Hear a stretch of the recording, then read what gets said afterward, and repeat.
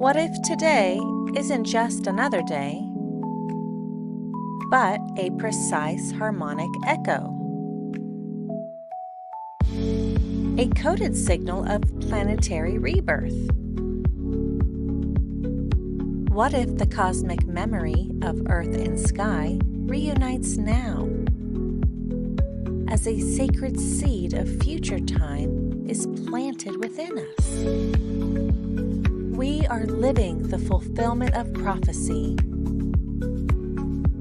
the dissolution of empire, and the dawn of a harmonic civilization. Welcome to the Golden Intersection Unveiled, a harmonic seed for the future.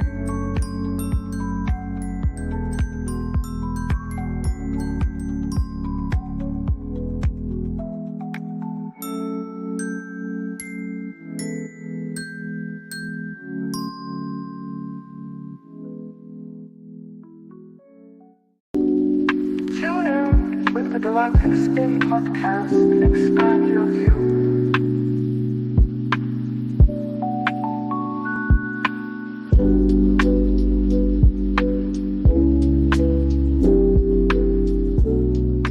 In Lakesh, and greetings to one and all out there tuning in with us on the Galactic Spin podcast. My name is Mikuak Rai, Kin 126, joined as always by my brother, my perfect analog, Rubén Llinás, Kin 113. In Lakesh, Rubén. I can't hear you on the mic. In Lakesh, brother Mikuak. There we go. Was muted, and thank you again for holding space for this sacred transmission.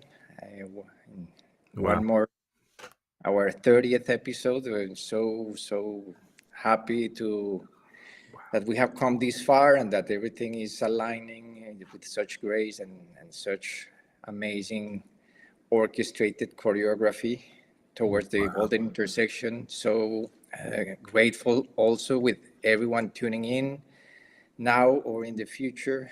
This is also a good moment to like, share, subscribe, because it will really help us with the algorithm.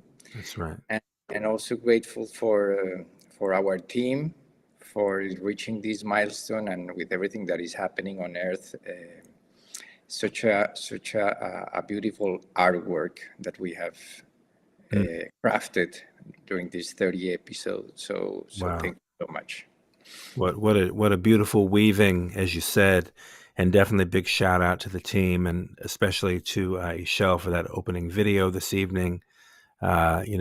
Powerful message in the art, and certainly appreciate love her tuning in every time with those beautiful opening transmissions, and to Alejandra for continuing to just really hold space, ground the energy in the motherland, in the territories, alongside yourself there, brother, and also just helping guide the creative vision. And we're extremely honored and grateful for this milestone, as you mentioned, but today in particular, the timing being that here we are at a new beginning, in the sense that we're beginning the 53rd now complete cycle since the start of the new time. Excuse me. And so just remarkable to tune in this moment, and Yes. with some particular offerings we're excited to share. I also want to acknowledge Delia Sky, because she provides the tones that you hear at the completion of every opening transmission the past few videos. And it's always been really beautiful to hear how these signals, these tones, perfectly blend with the creative process that Ishel takes it through in terms of weaving these amazing videos and just weaving this narrative. Yes. It's like we are witnessing, in a sense, creative storytelling, and it's also pulling from, I feel, the collective field, everything we're all pulsing into and feeling at this moment. Yes. So grateful to Delia, because she introduced us, and she's the same king as Alejandra. So the fifth force in action. In action. the perfect fifth also with those tones. Hmm. Shout out to Delia in Florida. Shout out to Delia, absolutely. And so let's go ahead and just get into it. We have so much to cover. So much is coming together right now. In Lakesh, to those joining us in the live, and put a shout out on there in your socials if you don't mind. Just let people know to tune in and send the link that you find right there in YouTube. You invite them to join this exchange, and we look forward to more people jumping in and tuning in as we move nearer and nearer this golden intersection. But let's go into the Earth Pulse. Yes.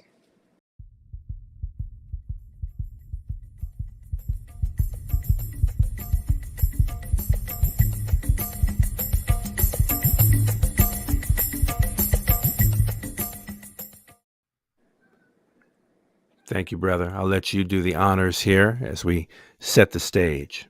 Yeah, well, it was very fitting to start with the happy face, this 30th transmission, and especially with everything that we are going to cover. So we decided to go back, recap a little bit to what has been happening for the last couple of days, and put it into perspective, because there is a very interesting narrative. Because let's remember that everything is a symbol, everything speaks in symbol, and we have this smiley face that has been making the rounds on the web, which, as we can see on the right, that's the real smiley face, the one that is presented here by our friends from airsky.org, is what the image that was going viral on the web, but the real deal was the image that we can see on the right, a beautiful image taken by Carl Diefenderfer in Quakertown, Pennsylvania. It was captured on April 25th when this phenomena took place, and the moon aligned perfectly with, I think it was Saturn and Venus, to create this face smiling at us. In diagonal is like a little, it's like when a dog looks at you with this curious face. Exactly. It reminds me of like some type of African mask, actually. Oh Like yeah, that long extension of the face. Yeah. Looking at you very interestingly. yeah. And this was on day 22nd of this planetary moon, the moon of manifestation. So the fact that this is manifesting on a master number day, on the 22nd day of this planetary moon of manifestation, is beautiful, because as we can see on the next slide, this preceded the farewell to Pope Francis that we covered in detail 7 days ago. And this event synchronized with day 23 of this planetary moon. Let's remember that Pope Francis was the planetary tone, and it was King 23. So this is another prophetic layer that we decided also to do a slide with a recap of all the 13 things that we found and that we gather thanks to the comments of different people that are tuning also to our social media pages, and collecting those pieces, because they're, like we mentioned before, there is a weaving of a story, narrative that is taking place. It's an archetypal narrative. And for instance, in this case, we see how this alignment on King 33, which is the frequency of Christ, and is also the frequency of the 1320 frequency, 13 plus 20, 33. 33 is also the sum of the first 7 Fibonacci numbers. If we add 0 plus 1 plus 1 plus 2 plus 3 plus 5 plus 8 plus 13, we get 33. So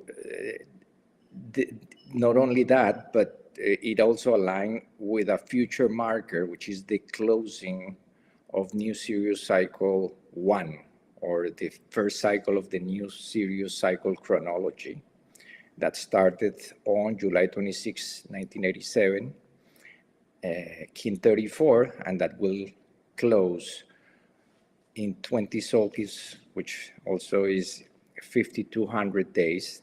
We have the frequency of 52 again here, 5,200 days, and the frequency of 20 also, like the 20 seals, the part of half of the 1320 frequency. So that the closing of that stage of this Pope, this phase, is also synchronizing with the closing of the new time. It's very symbolic because here we can see in the image of the note from Reuters, the coffin, and this is probably a symbolism for what is taking place in terms of the old order, or the old paradigm is dying and is being it is transmuting into something new. It's this renewal, and what Sirius represents is that resurrection. So let's remember that Pope Francis passed one day after Resurrection Sunday. So that's there is a narrative also there that is not a coincidence. It's a very beautiful synchronization that is taking place beyond the conspiracies that are circulating on the web. This is part of a higher order manifesting on the planet, on this planetary moon of manifestation. So in the next slide, we can see some of the images, because this was a really big event. We can see the amount of people. I was reading today that they calculated that in just the Vatican, 250,000 people went out to the streets to say goodbye to Pope Francis. So, and it was also a meeting point of monarchs, leaders of different countries, and all the structures of power kind of come together for this farewell. So that's kind of the interesting aspect of this, because let's remember that, again, the Gregorian calendar is rooted in that institution of the Catholic Church and the Pope. So the fact that all these power structures are right now going through this crumbling of the old order, it's a very, very interesting thing to watch, to witness in real time, because of all the prophetic layers that it has behind. I don't know if you want to kind of add anything, but here we collected the 13 synchronic facts that we mentioned some of them on our last episode, but there were so inconsistencies. So to set the record straight, we decided just to go one by one and make sure that that this is on the record, because it's part of the nospheric emergence that is taking place. All these synchronicities are part of that higher order manifesting on Earth. So the first fact is that Francis died on April 21st, 2025, Easter Monday, as we mentioned before, at age 88, which is 4 cycles of 22 years each. And his papacy lasted precisely, those numbers again appear, 4,422 days. Let's remember that this is 2 days additional to the completion of 17 Solkins. 17 times 260 is 4,420 days. But because we have 2 leap days, 200 Hunapkus, February 29th, 2016, and February 29th, 2020, those 2 days add to the count, and that is a fractal. Those 4,420 days are a fractal of the 400 142 years that the Gregorian calendar completed last year in 2024, which has also those, the 2, 2, and the 4, if we get rid of the 0. So we see how these numbers are really harmonic frequencies, and in the post that we shared on 7 days ago, we were mentioning that this event was harmonic beyond everything else, and beyond what we can think about this Pope, or like it or not like it, or believe that there is a hidden agenda behind these announcements. There is a harmony, and that's what we are focusing here, because when we see everything through the lens of harmony, everything gets redeemed, and that's what is taking place as we move. Also, the fourth fact is that he passed on Kin 28. We mentioned the importance of that 28 frequency on the last podcast, but let's remember that those numbers also appear as the tone. The lunar tone is tone 2, and the star is seal 8. So Kin 28 has that special quality of the 28 encoded within the kin. And he was elected on Kin 29. We said last week that he was elected on Kin 30th, but Kin 30th was his first appearance. He was really elected on Kin 29. So that here we see again this alpha and omega, these endings and beginnings really, really close, especially considering that, as we mentioned before, he was born on December 17, 1936 on Kin 23, Blue Planetary Night. His funeral took place on day 23 of the planetary moon, and Francis was elected on March 13, 2013. That was Kin 29, electric moon, and his predecessor, Ben Ratzinger, was born on April 16, 1927 on Kin 133, 3 Skywalker. So we can see how that those numbers appear again, duplicated, 13.3 and 133, and the last birthday or the anniversary of the birth of Pope Ratzinger, Pope Benedict XVI was his name, took place on April 16, 2025 as Kin 23. So if he were alive on this planet, he would be rotating as Pope Francis this year. That's really uncanny, especially considering that that the next January 1st, 2026 will be Kin 23, and Pope Ben Ratzinger passed on December 31st, 2022, 260 days after his last birthday on Earth. So that means that we see again these endings and beginnings. The Pope, the last Pope before Francis, was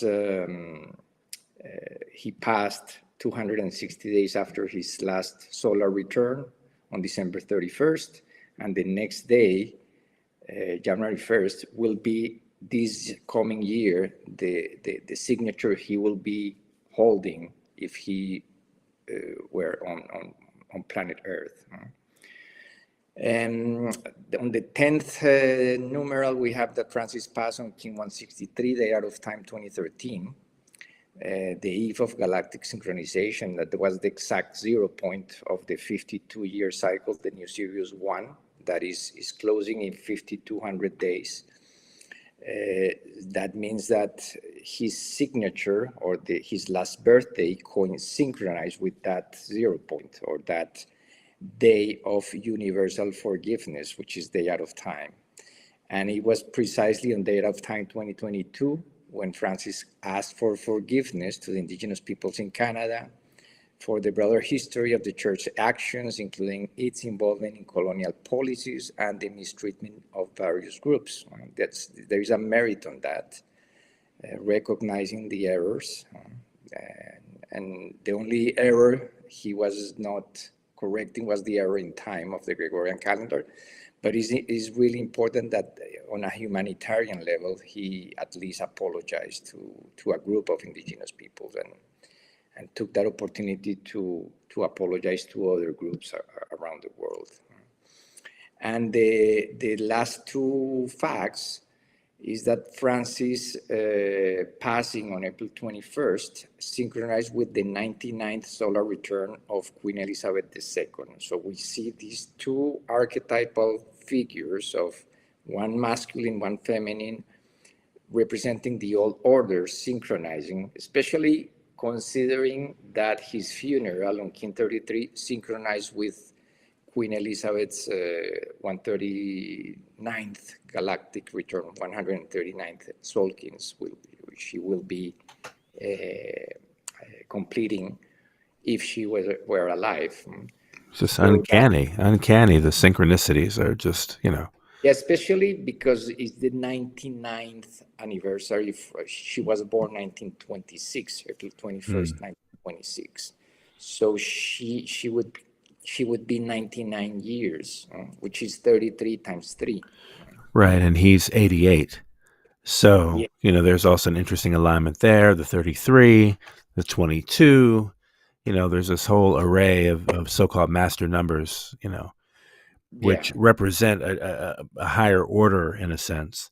So like you're saying, there is a coding, something revealing in a sense, and also in a sense, also unraveling and dissolving and dispersing. Yes. By it becoming conscious, by these sort of structural, energetic frameworks, revealing themselves, and how they synchronize. Yeah, they're weaving this tapestry of numerical coherence. And that's what we are focusing on here, because that's how we can see that there is something new emerging out of harmony. This apparent chaos that we see on the news is revealing a hidden harmony through the lens of the synchronic order. And that's actually the reason for this podcast, the Galactic Spin, is to give that spin to the news that we see on mainstream media. Speaking of spin, here's an example of what that could look like, at least in this sense, and how it is laid out every 13 days. So let's talk about what we see here. I'm going to pull a visual up on my end so I can also see it. But I mean, it's just, again, remarkable to see the, what we're showcasing in this last wave spell. Yeah, especially considering that, we talk about the transcendental nature of this wave spell of the hand. The hand represents healing, knowing, and accomplishment. And the fact that it started on Resurrection Sunday, and that we were able to make this window conscious one day before, on King 26, was really a powerful confirmation for us that there is something beautiful trying to reveal itself through these events. And we can see how on the next day, in this visual, we can see these two figures, the Queen and the Pope. Remember that the funeral of Pope Francis was full of monarchs from all over Europe that were rendering their last tribute, because this is how the old order used to work, the monarchs working close with the church in Europe. We can see how the next day synchronized with Earth Day, April 22nd, and that was the day that Pope Francis would have completed 17 Solkins or Galactic Spins as Pope. Then we see on Kin 33 how we already covered this on the prior slides, how his funeral synchronized with this marker in the future, the closing of New Zero Cycle 1. We complete 52 years of the new time on that day, and we are 5,200 days from that 52-year marker. And the next day was Kin 34, and we were completing 53 galactic spins from the start of the new Sirius chronology. Let's remember that 53 is known as the frequency of Sirian rebirth, because every day out of time represents the +1 factor. So we have 52 weeks plus 1 day out of time for 53 units of time every year. And the next day, Sirius is reborn before the sun on July 26th. This is another, even though that we are speaking here about galactic spins and not years, is the same frequency, and is the same frequency also of the birth sign of the prophet Seacatl Topilzin Quetzalcoatl, who was born on day 1 read of the traditional count, or one Ben, one Ejecatl. So that's the one Acatl, excuse me. And here we are on Kin 35, which is the reverse of 53, the mirror, having this recap with the visuals and also the bullet points, so that we can have both aspects of the equation. Yeah. I mean, I just want to pause for a moment, because this is, again, for me, it's just really remarkable, because I mean, we're tracking this in real time, and the numbers are obviously reflecting the sequence of events, we might say. But not only that, it's also that we've been intently, collectively, for those out there tuning in and really taking note of the process that we've been inviting people to make conscious, by actually activating the wave spell science, and through our heart's intention, radiating the human pulsar bomb that is a strong counterbalancing counterforce to all of this institutional mayhem after all these years. And so just the fact that it's all being summed up within a very beautiful packaging, practically, as if to say, okay, it's being, in a sense, perfected, because it's energetically sound. And I mean, I say that when we look again at the fact that the day of the funeral for Pope Francis is the omega point of the full 52-year sequence of the new time. And that on that day of the funeral, we were literally 5,200 days to that marker. Yeah. So just as we've been with this countdown of, 52 year, or rather 52 episode process with this galactic spin offering and ceremony, we can continue to see the resonance of these frequencies that are very consequential. So also noting, as you said, though, the mirror effect between 35 and 53 galactic spins complete. You're starting the 54th now in that regard as well. I mean, so it's just eloquent. It's beautiful, and it's very succinct. Yeah, very succinct. And it's illustrative, and it's artistic also. And then also not to forget, obviously, the counter force that's effectively healing and neutralizing the negative impacts of the Trinity event, and what that set forth as a ripple throughout our collective time-space fabric. Making that conscious, and also making it conscious that we do have the capacities of creative will to be a counterbalancing force that can perform that. So congratulations to everybody out there for participating in this from the heart, because what we're witnessing is no small thing. It's a really remarkable thing, particularly when we look at these two pillar figures at the beginning of this wave spell, how they're literally energetically sort of showing up, right?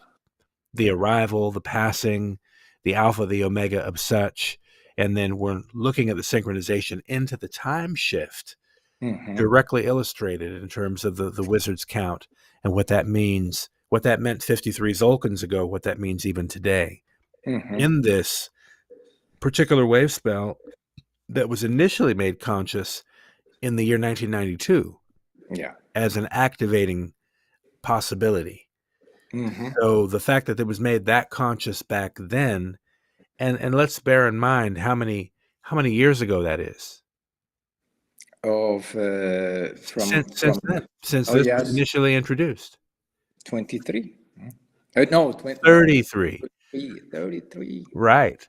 Wow. So I and that just occurs in this moment, just to say that that's a very interesting arc, to see the effect, I suppose.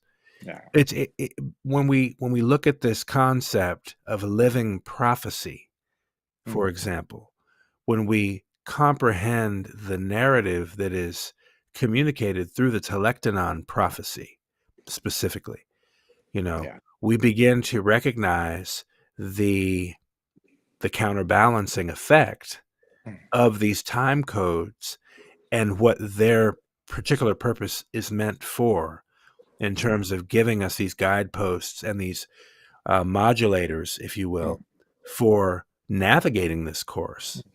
So remarkable. I mean, we can go into this as we always do forever, but and we still have like a couple of slides to share, because there was not enough room. We're not done with everything, and we're not done.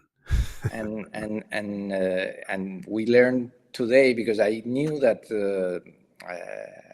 that the like we mentioned a few episodes ago, Venus is going through her morning star cycle, and now due to her position between the Earth and the Sun and its current closeness to the Earth, it's acquiring its greater brilliancy, and that happened yesterday, as we can see on this note from space.com, April 27th, yesterday, King 34. A new moon. It was a new super moon, which is the closest to Earth. That's why it's a super moon. Venus was shining at peak brilliancy. Let's remember that it is on every July 26 when the brightest star, which is Sirius, because Venus is the brightest planet, appears as a star, but is really a planet reflecting the sun's light. It's not emitting light like a star. It's really reflecting, but because it's so close to Earth, it shines so bright. And those two celestial beings, like Sirius and Venus, they serve as guiding lights, as beacons in the night sky, to really track the larger cycles of time. So the fact that the brightest planet synchronized yesterday with the brightest star, it's also prophetic, because it was not any galactic spin. It was the 53rd galactic spin. Let's remember that Venus is associated with also Quetzalcoatl, Kukulkan, this mythic complex in Mesoamerica. So that is another layer to add. This is why we included that little head of the serpent here. And also on the next slide, we can see how yesterday, April 27th, synchronizing with this, a rare solar eclipse in brackets took place from the perspective of SOHO, the satellite from NASA that tracks the activity of the sun. And we can see here the moon eclipsing the sun, partially eclipsing it. In the close-up below, this is an image from spaceweather.com. We can see how the plasma of the sun radiates below the surface of the moon.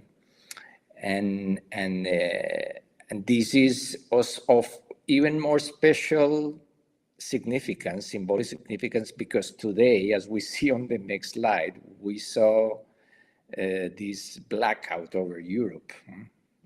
In Spain and Portugal, that are countries where the Catholic Church really took a stronghold.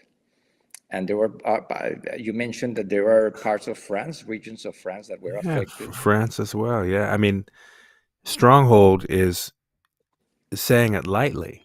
I mean, they took a stronghold, but colonization as we know it on the scale it is today really starts there. Yeah.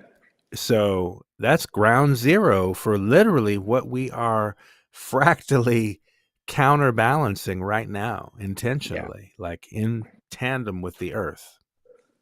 Yeah, this remarkable. This event today was especially coming after this eclipsing of the Earth, the dark moon also, and the fact that the Dark Ages, institutions like the Spanish Inquisition were the hallmark of those Dark Ages. So here we have like a little glimpse of how this darkness can express or manifest in a different way. But of course, we hope that the people affected by this, there were no loss of life or right, of course. Yeah, certainly not.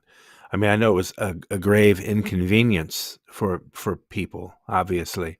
It's kind of like that idea, the day the Earth stood still, in a sense. And one thing we're not necessarily mentioning, I mean, we mentioned the solar eclipse that occurred, very unique, in fact. We didn't necessarily mention the active solar maximum ramping up that's also largely possibly contributing to affecting these various grids. And more of this blackout potential could be expected. Now, there is concern or consideration that some of this is being manipulated with intention by various institutions or military groups or what have you, for various nefarious reasons, possibly. That aside, we can't ignore the activity of the plasmic energy being emanated from our sun, from our star, because that is happening in real time also. We know we're in the solar maximum window. It's very important that we recognize that. The 25th cycle 25 solar cycle that has been since the recording of these solar cycles, we're in that. And I think also important to note is that we're those are a 22-year cycle in total. So it takes 22 years to really return to another solar maximum cycle. And I think that's also fitting that this is episode 30, meaning we'll begin the completion cycle, the last 22 episodes of our podcast on the next episode, episode 31. And let's also bear in mind that when we do get to the golden intersection of timelines, we complete the 31 cycles of the return of sacred power since Galactic Sync, July 26th, 2013. So when you reflected in the timeline before dealing with Pope Francis, 2013 was a very pivotal year. That was the year of his induction, correct? That was the year of Galactic Sync. And we know that was part of a process that takes time to get underway. Yeah, especially because the prior Pope, Ben 16, he retired 52 days after the closing of the 13th Bacton. We have again the 52 there on King 259. And his last day on as Pope was February 28th. We have the number 28 again there. We have been covering this in detail, but certainly it's now that is over the years, as we keep adding events and synchronic markers, we can see the storyline or the narrative coming together in a very coherent way. Absolutely. Shout out to folks in the chat. I see there's a lot of lively exchange happening there. Too much to really remark on, but it's great to see you all there. having that conversation as we're talking about these various factors, these harmonic factors. But with that said, let's go ahead, sink in and tune up. All right? Yeah.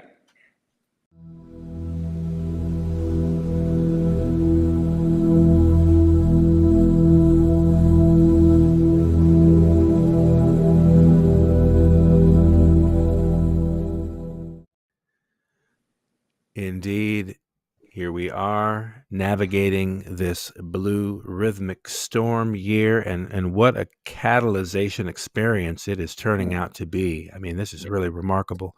And the beautiful thing is we couldn't necessarily have predicted any of this at the start of this year. We just certainly knew it was going to be a powerful time of organization, of balance, of equality. There's a real balance happening, and we're witnessing this in the balance of power on the world stage, geopolitically, but also cosmologically. There's a balancing effect happening just by virtue of the action of the sun, you know. And when we talk about integrity, also we know that's the galactic tone, which we're finding more and more resonance with, it seems, as we're navigating this galactic spin. So as we find ourselves here in this 13 moon planetary service wave spell, 13 months times 28 days. We're in the 10th moon, the moon of manifestation, as Rubén was indicating before. And oh my goodness, look at what is manifesting. Bearing in mind, we've been holding this moment, this frequency during this blue hand wave spell to really manifest more healing, more inner knowing, you know, and all the wherewithal that comes with that.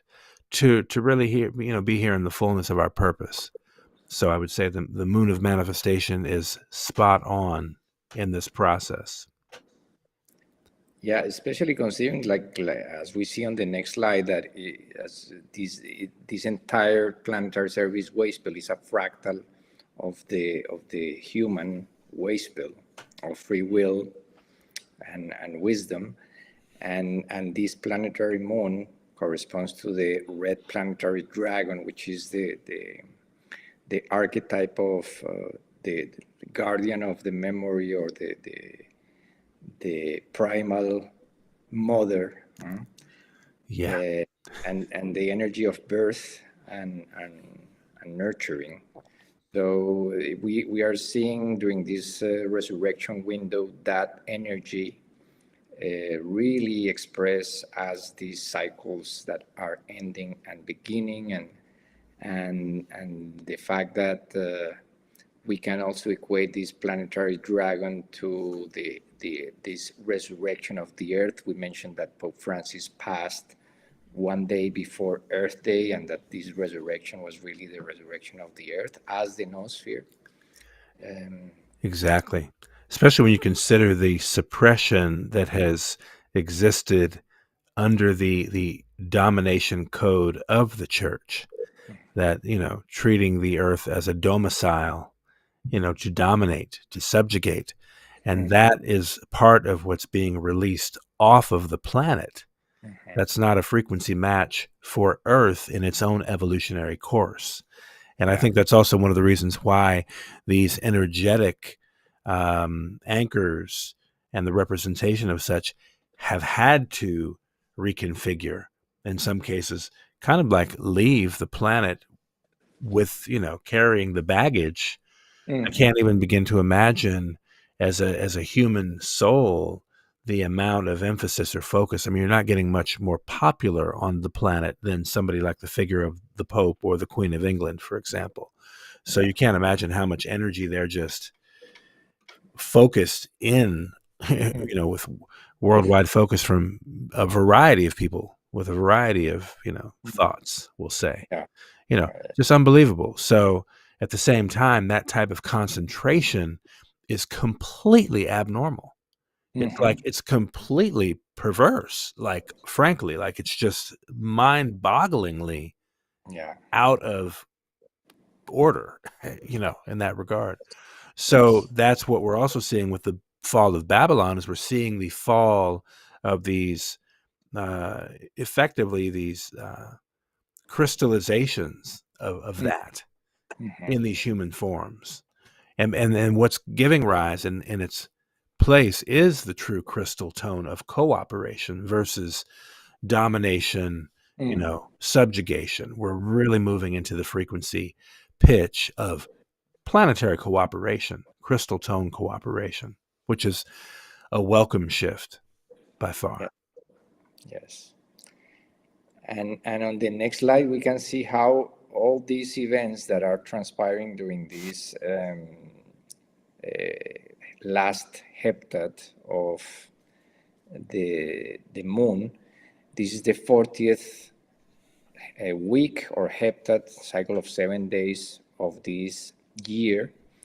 And let's remember that in the same way that we have we track 260 days, we can track 260 weeks, because every year we have 52 weeks. So every 5 years we have 260 weeks.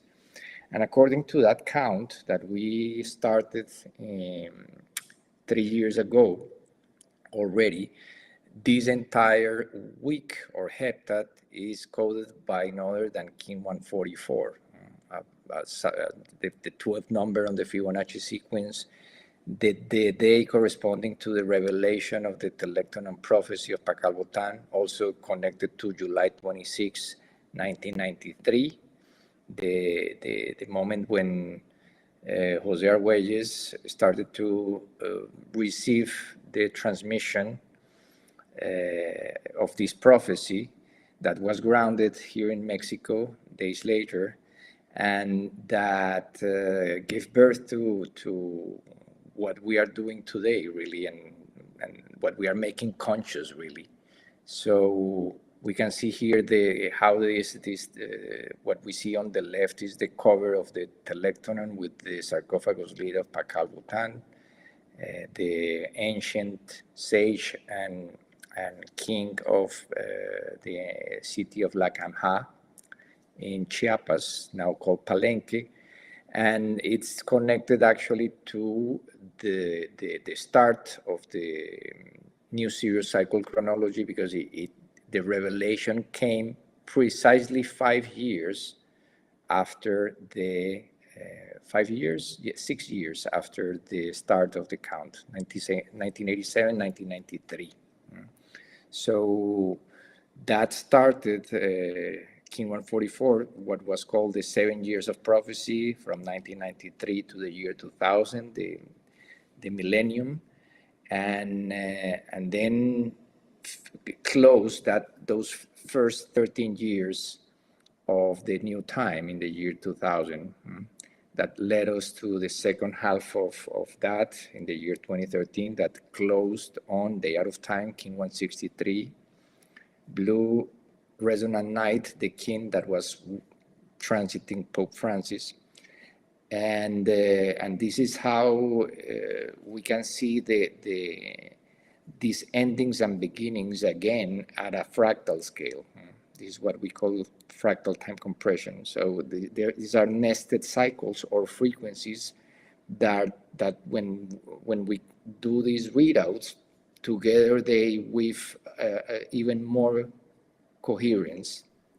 Yeah. We can appreciate the many layers that we are experiencing in the background, because we know that not many people are making this conscious, but we are here just to make conscious the unconscious and to reveal these layers so that we can enter into that higher coherence as we approach the golden intersection.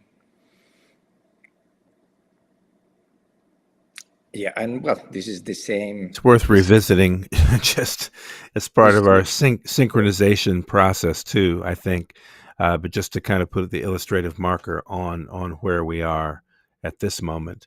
We're in, as you can see highlighted in the 9th position, we're in the solar tone of the day, Kin 35. It's a remarkable day in terms of the turning, because you see so much has proceeded today. It's as if everything was compressed, as you mentioned, fractal time compression, compressed within, summing up all of that energy from Easter, Easter Sunday. Like, imagine the concentrated focus of energy that happens annually with your 1.5 billion Christians around the world emphasizing Easter, however that is, so that this energy, the resurrection, the renewal, all of that quality, is just amplified there, but brings us to right now where we're really at the perch in the solar tone. You're in that tower of the vision. And not only that, we're in that amplified with the eagle vision. It's the eagle vision of the solar tone. And so we know that we still have these remaining 4 days after today to complete not only this wave spell, but then one more day to technically seal the deal, we might say, when we hit the beginning of the yellow sun wave spell, Kin 40. Yeah. And I want to give a special shout out to our son Joseph, as that is his kin number, and he's shifting into his 20th year also on the planet later in the month of May, but he is going to be occupying his, I guess at that point, how many Zolkins? He's going to be, I guess if he turns 20, we know that there's a 5-to-7 ratio there, so 28 Zolkins. Yeah. Wow. That's a big one. And I also want to mention, we didn't have this slide here, but let's remember that on this fractal view or perspective of 52 days, 52 weeks, 52 months, 52 years, we are transiting the 13 years that will correspond to the hand wave spell. Those the first 26 years to the year 2013, the year of the yellow galactic seed, where, let's say, enclosed within the first 2 wave spell, where we will say that each kin will correspond to 1 year, to close one cycle of 52 years and close in this way the red castle, the first 52 unit of the harmonic module. So we are closing next year. That we will bring that in the next episode.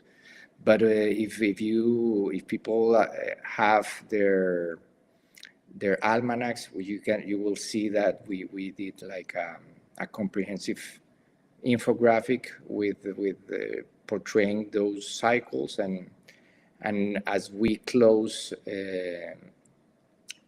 during this this coming year of the yellow resonance seed, the first let's say galactic synchronization was the year 2013, so the year 2026 we close 13 years, so that we will close a cycle of 13 units that will correspond to that hand wave spell. So in that fractal or nested fractal time structure, we are in this wave spell too. We are in that structure in which each of the kin of this wave spell will correspond to 1 year. That's the important thing to acknowledge here. And also notice that the last kin of this wave spell of the hand kin 39 is the first day of the spectral moon of liberation. We can see on the last, on kin 39, May 2nd, 2025 is always the first day of the spectral moon, the 11th moon of the year. So remember, kin 39 also codes what is called the time shift, which is the moment that the first 13 moon year was really made conscious. On day out of not day out of time, on July 26, 1992, 1992, 1 year before July 26, 1993, kin 144, the one that we mentioned a couple of slides ago. So here we have like that liberation, moon of liberation, synchronizing with the time shift. I don't know how many Solkins from that. We will have the answer for next episode. We will make the math. But this is a beautiful, beautiful weaving that is taking place, and we are so excited about it. And it's unbelievable. It's amazing. No, Yes. it's amazing. Unbelievable though. I mean, what an amazing time shift. We're all continuing this recursive wave, it seems. It just continues to ripple out from the seeds originally planted as far back as 87 and 1992 and 1993 with these very significant adjustments. Yeah. And now here we are at this longer arc of this process. This is what, year 37 into this process overall. Mhm. We're coming to year 38 soon. So this is just a remarkable experience that is becoming increasingly conscious around the planet. And that's the other side of this, the telepathic layer, the Mhm. recognition that we are really a single organism of sorts as beings, as the planetary being, the noospheric being, as it were. But amazing, amazing, amazing stuff. Well, I tell you what, let's get in. And Go ahead. Go ahead. yeah, in order to jump to the time is our section, it is precisely the release of the white paper. What we are going to cover is really the heart of this transmission is going over that document that it took a while to craft, to put it into a more grounded and more scientific way. Important to recognize as you mentioned, the origins of this count. We will jump back to the origins of this entire science of time. Yeah. So let's jump in. For sure. We give thanks for your presence and so happy to see everybody still vivid, alive, communicating in the live chat. We're just grateful you're here on the planet at this time.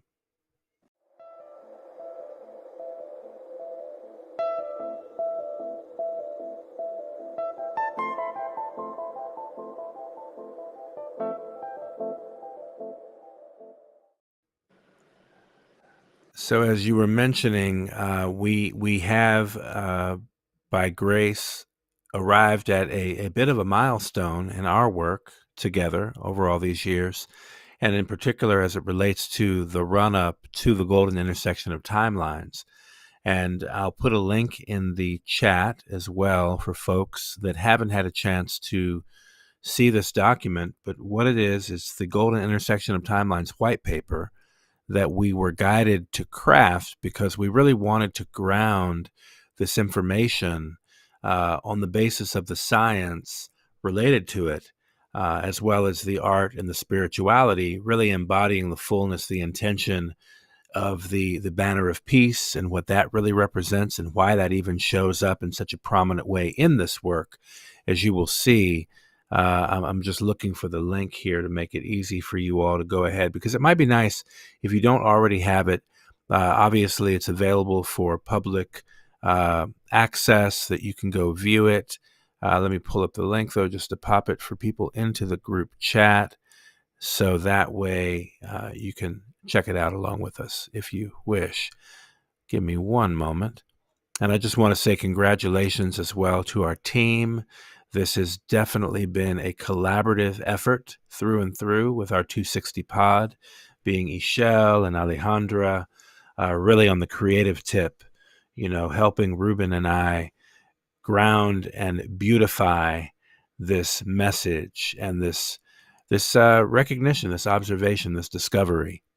And I think with their support, it's really going to have the wings that we hope for it to really have an influence and an impact on our collective consciousness, our noospheric consciousness out there.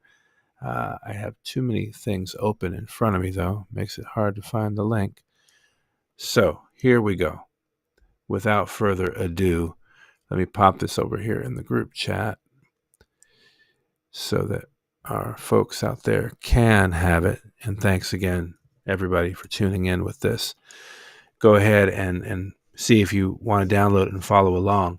But, congratulations are also to you, Rubén, because this discovery, as you mentioned, it took a while for us to craft the white paper, but really the discovery began in 2018.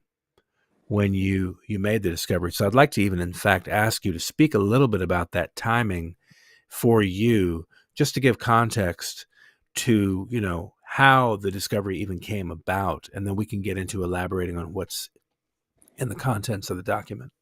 Yes.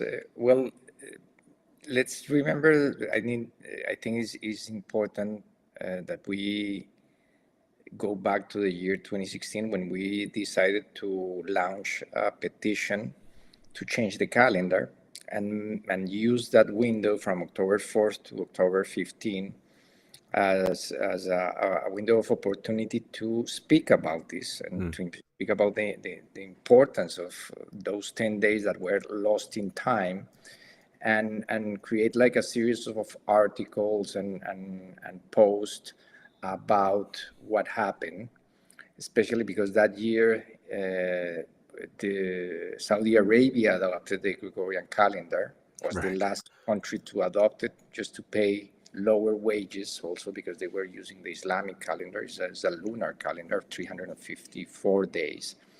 So they were basically adopting the Gregorian calendar to pay 9 days less to people. 11 days. 364, 6 plus 5, 11 days. So on that year, 2016, we launched a petition on this wave spill also. I remember it was October for Indigenous Peoples Days, October 13 of the year 2016. And actually, it was on a solar eagle day. It was on the solar eagle. If we go to the petition, probably we check that it was solar eagle day. That is hilarious. Yeah. Solar Eagle Day, the launch of the petition. I put the link to the petition, open petition, in the chat for folks. But let's check that out. That would be very interesting. Yeah, it was just like a little surprise. Solar Eagle. For ourselves, a new future note to self. Right. That you would be summing this up at this point in time. That's amazing. I don't really readily see how to confirm that on the document here. Let me see. I don't really see where it even identifies the origin date. I know it was definitely launched in the year 2016. It's been out there for a while. Oh, October. It says created on October 14th, 2016. So I'm not sure the timing of that. Let's check the synchronometer real quick. But that would be really interesting. I mean, you said the timing was right about now, so. Yeah, I remember. That is. Precisely. He said, I remember precisely. Yeah, it's one of those things. Now, it looks like October 14th is a cosmic storm. So that actually, but then the 13th, if we look at what would have been that Monday, that was the synchronization, because we did, I think, initially launch this on Indigenous Peoples Day, or we had that intention, but that was Indigenous Peoples Day in the year 2016 was the solar eagle. So a day holding the frequency like today. Yeah. I think that we crafted the document on Solar Eagle, and it was finally posted on 39, which is amazing. It was actually posted on Kin 39. Yeah. So that means we will be celebrating since 2016, this being, I guess, 9 years since that was launched out there. Setting the intention, the solar tone of intention. Wow. Yeah. So since to continue with the story, it was 2 years later when we arrived to October 4th, which is the last day of the Julian calendar, October 4th, the year 1582. That while I was preparing like another article and an update of the articles that we were sharing for the last 2 years to make that window conscious and ask for signatures to this petition, that I realized that when you do use a calculator, time calculator, there's a website called Date and Time, or Time and Date, that it gives you the amount of days, the amount of months, the amount of weeks, the amount of years, and the breakdown.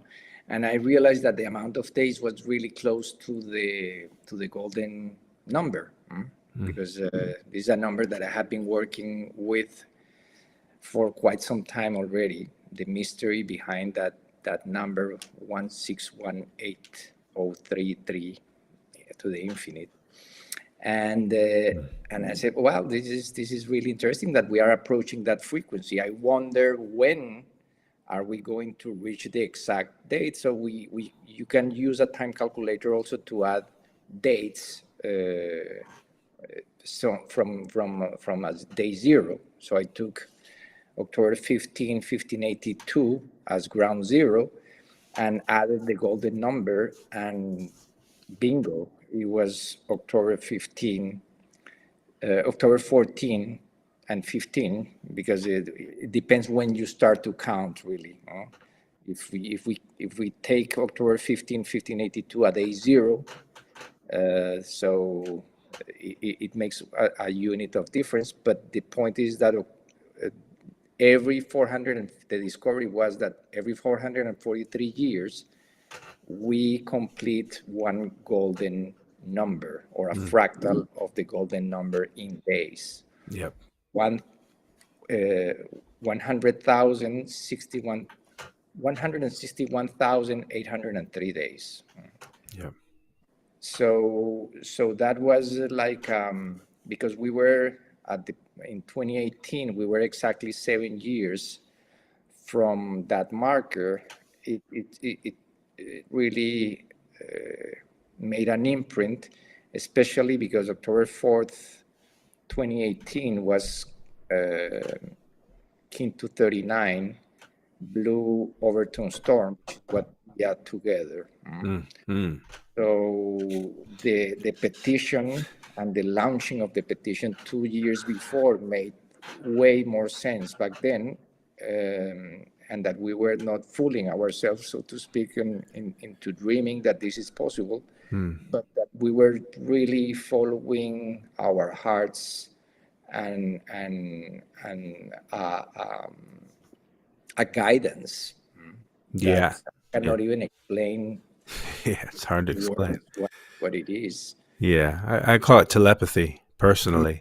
I feel like it is a guidance where, from the time we were tapped on the shoulder to go and present this at the United Nations in 2016, even the fact that presentation happened felt like it was a result of the numerical prophecy of sorts.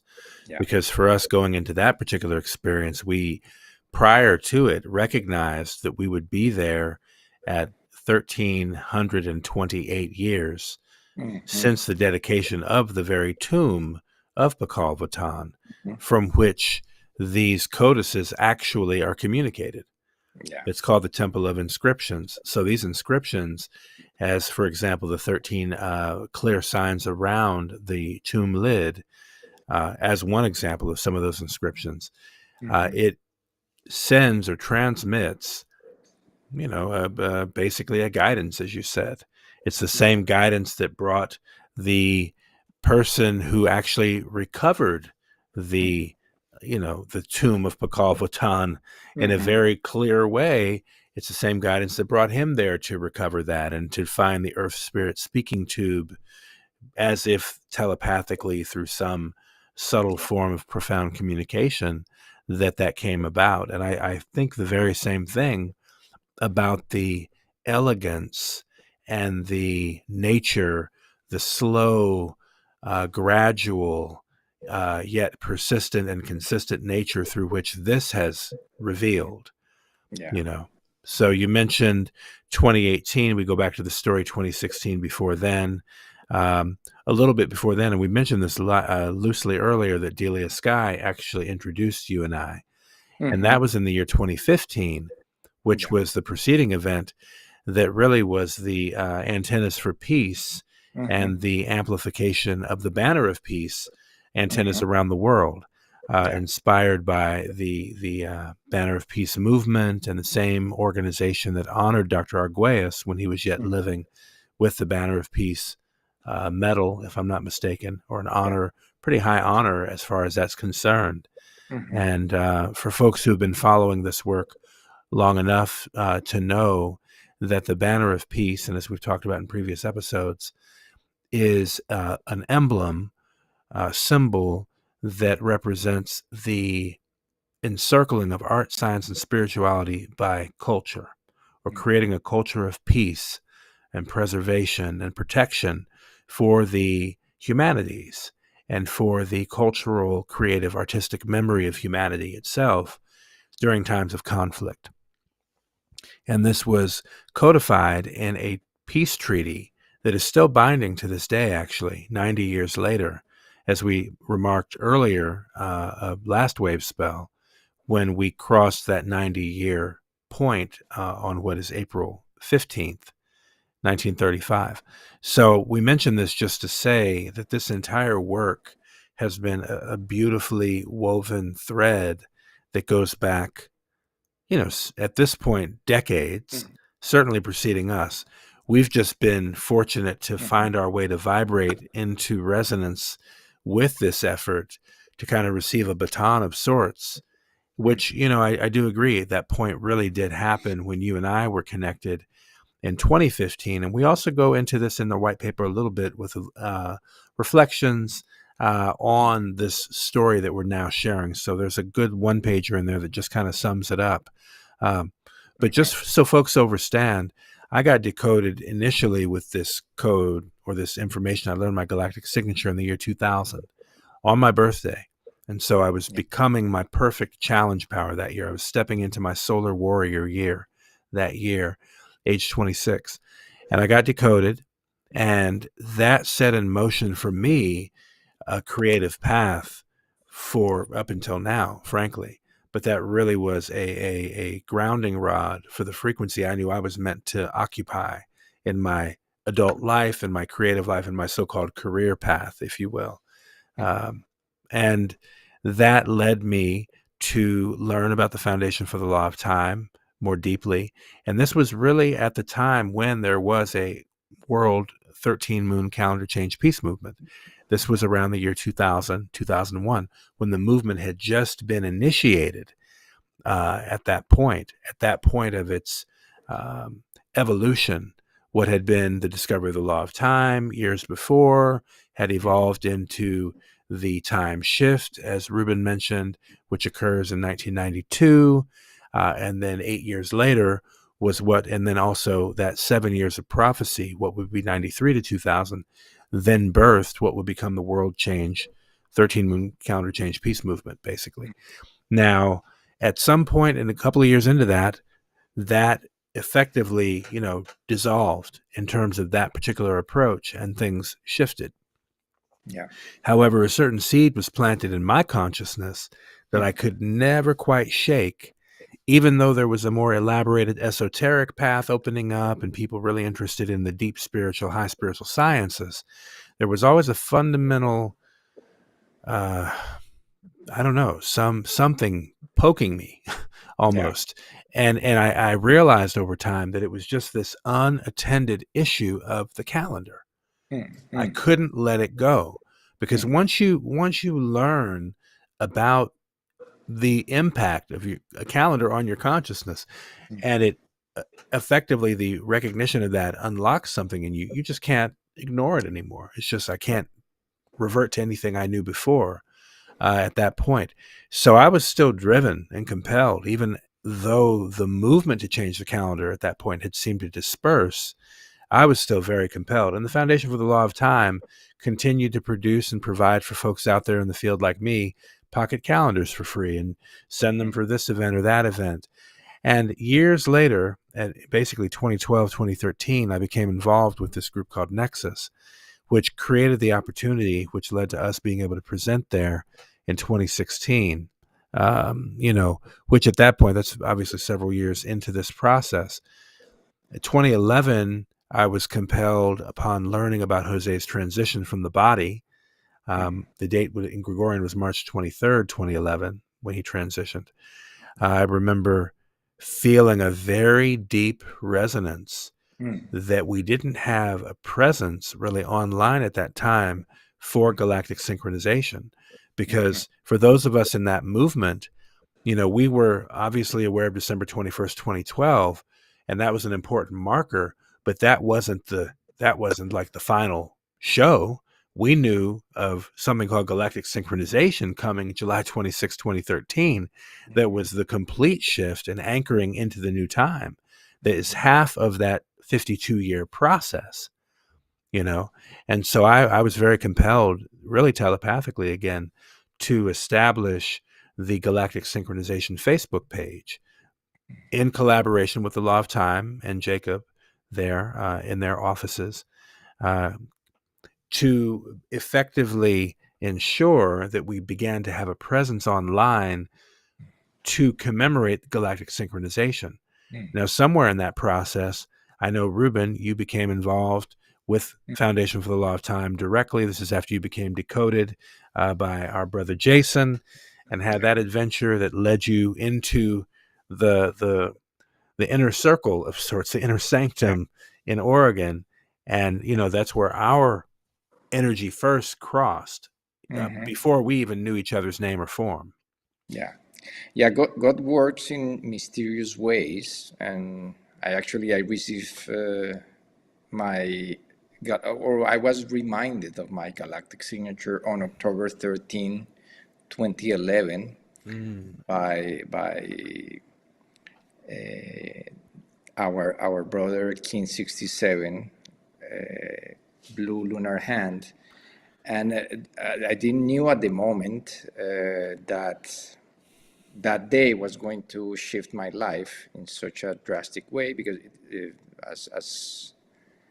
as synchronicity goes, October 13, 2011 was King 33.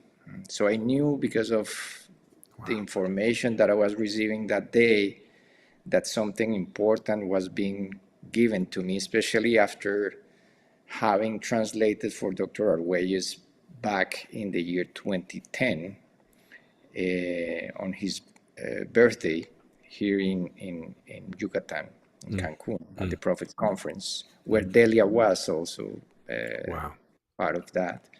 And the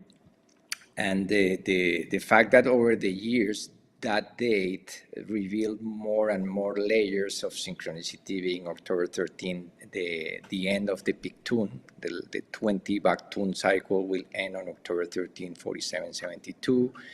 The fact that this date was is part also of those 10 days that were lost in time in the Gregorian calendar. So that window is really powerful. And of course, the fact that back in 2011, when I received the galactic signature, was this same way spelled King 33, and that King 33 is going to be the end of this 52-year cycle. I didn't knew anything about that at the moment. So this all has been revealed over the last 14 years. And we give thanks to everyone that has helped us, including Jason, including the Foundation for the Law of Time, including all the kin in the US who have been working for this, because as you know, even Dr. Arguelles acknowledged this, it's not easy to hold this frequency in the US, because he mentioned it's the belly of the beast, not my words. But because such a stronghold of power is concentrated in the US, and it's difficult to keep the continuity of the work without being affected by all these different aspects of what is that power structure in the US.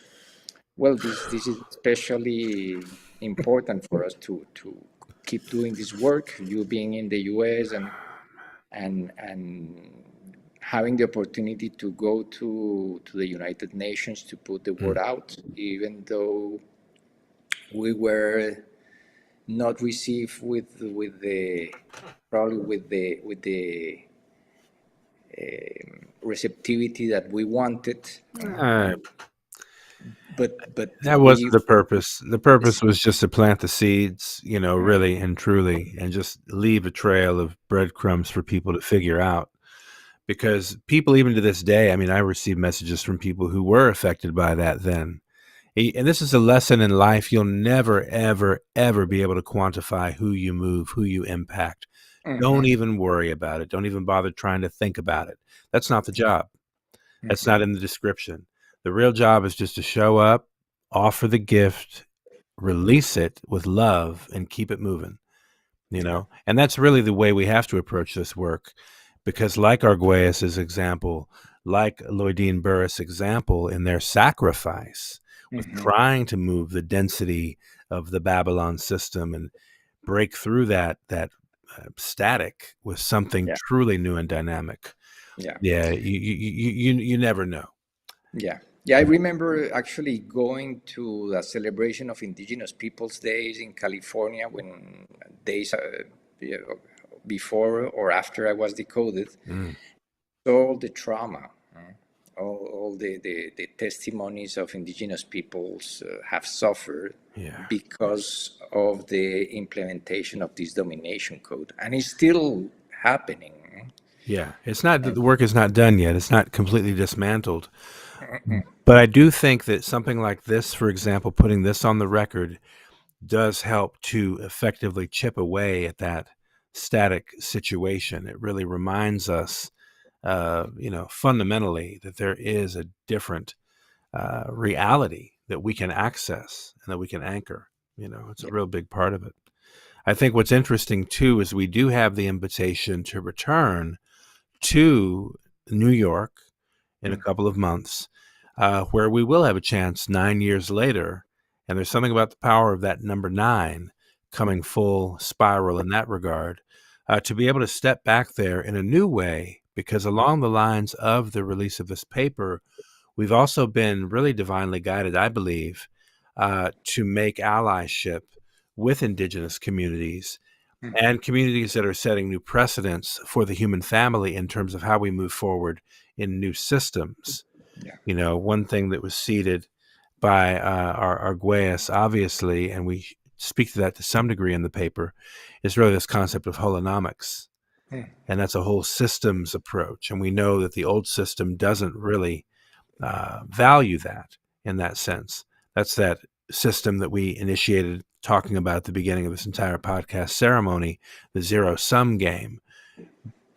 This paper really does represent an effective break from that, and just invites people to understand the nature of the time shift in its evolution. What happened in the year 1992, for example, set in motion what we're actually arriving to, at least in terms of our conscious awareness to it, October 14th and 15th, 2025. And so it's powerful that that's also at a fever pitch of 33 years since. Yes, that makes sense. It's at that pitch, frequency pitch, rather. Yes. So now that we give we gave the background, let's dive into the actual facts.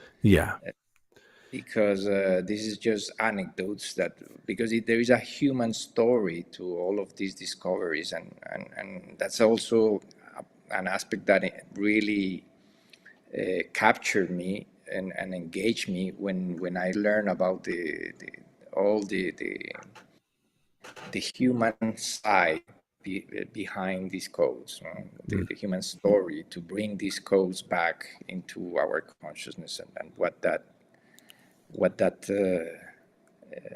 represents for each of us and as a collective humanity. Indeed. And I think in this progenitors page, there are a couple of the human stories we did want to amplify and signify and highlight, and them being really fundamental, obviously, to the work that carries forth in this paper.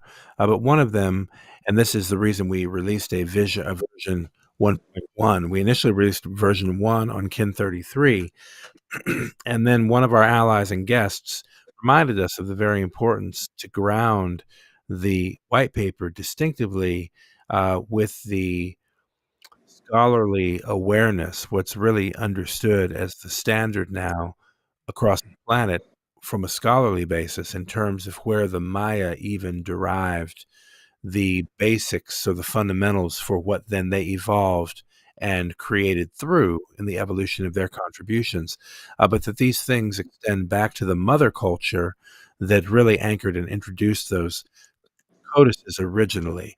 And there are absolute evidences of this on the archaeological record that are verified and validated. And so we did want to name it in this case due to our allyship, our kinship with our dear brother King Etznab Shaquan El Rey and our dear brother Wanik Shabazz, who've both been guests in previous episodes on this ceremonial platform, really helping us ground a recognition of who is popularly known to be the Olmec people. That's a very popular term, though there is another term called Xi, Xi, pronounced Xi, and it's the Xi clan dynasty that is really the framing of who are the Nubun ascendants from those so-called the Olmec who are still here on the planet. It's extremely important, especially now, that as all of these things are being reconfigured and recalibrated, that in that way, and we're being aligned with the mother culture, we're being aligned with the great cosmic mother, the womb of the galaxy, which is exactly what's happening December 21st, 2012, what's reverberating October 14th, 2025, when we reach 13 tunes.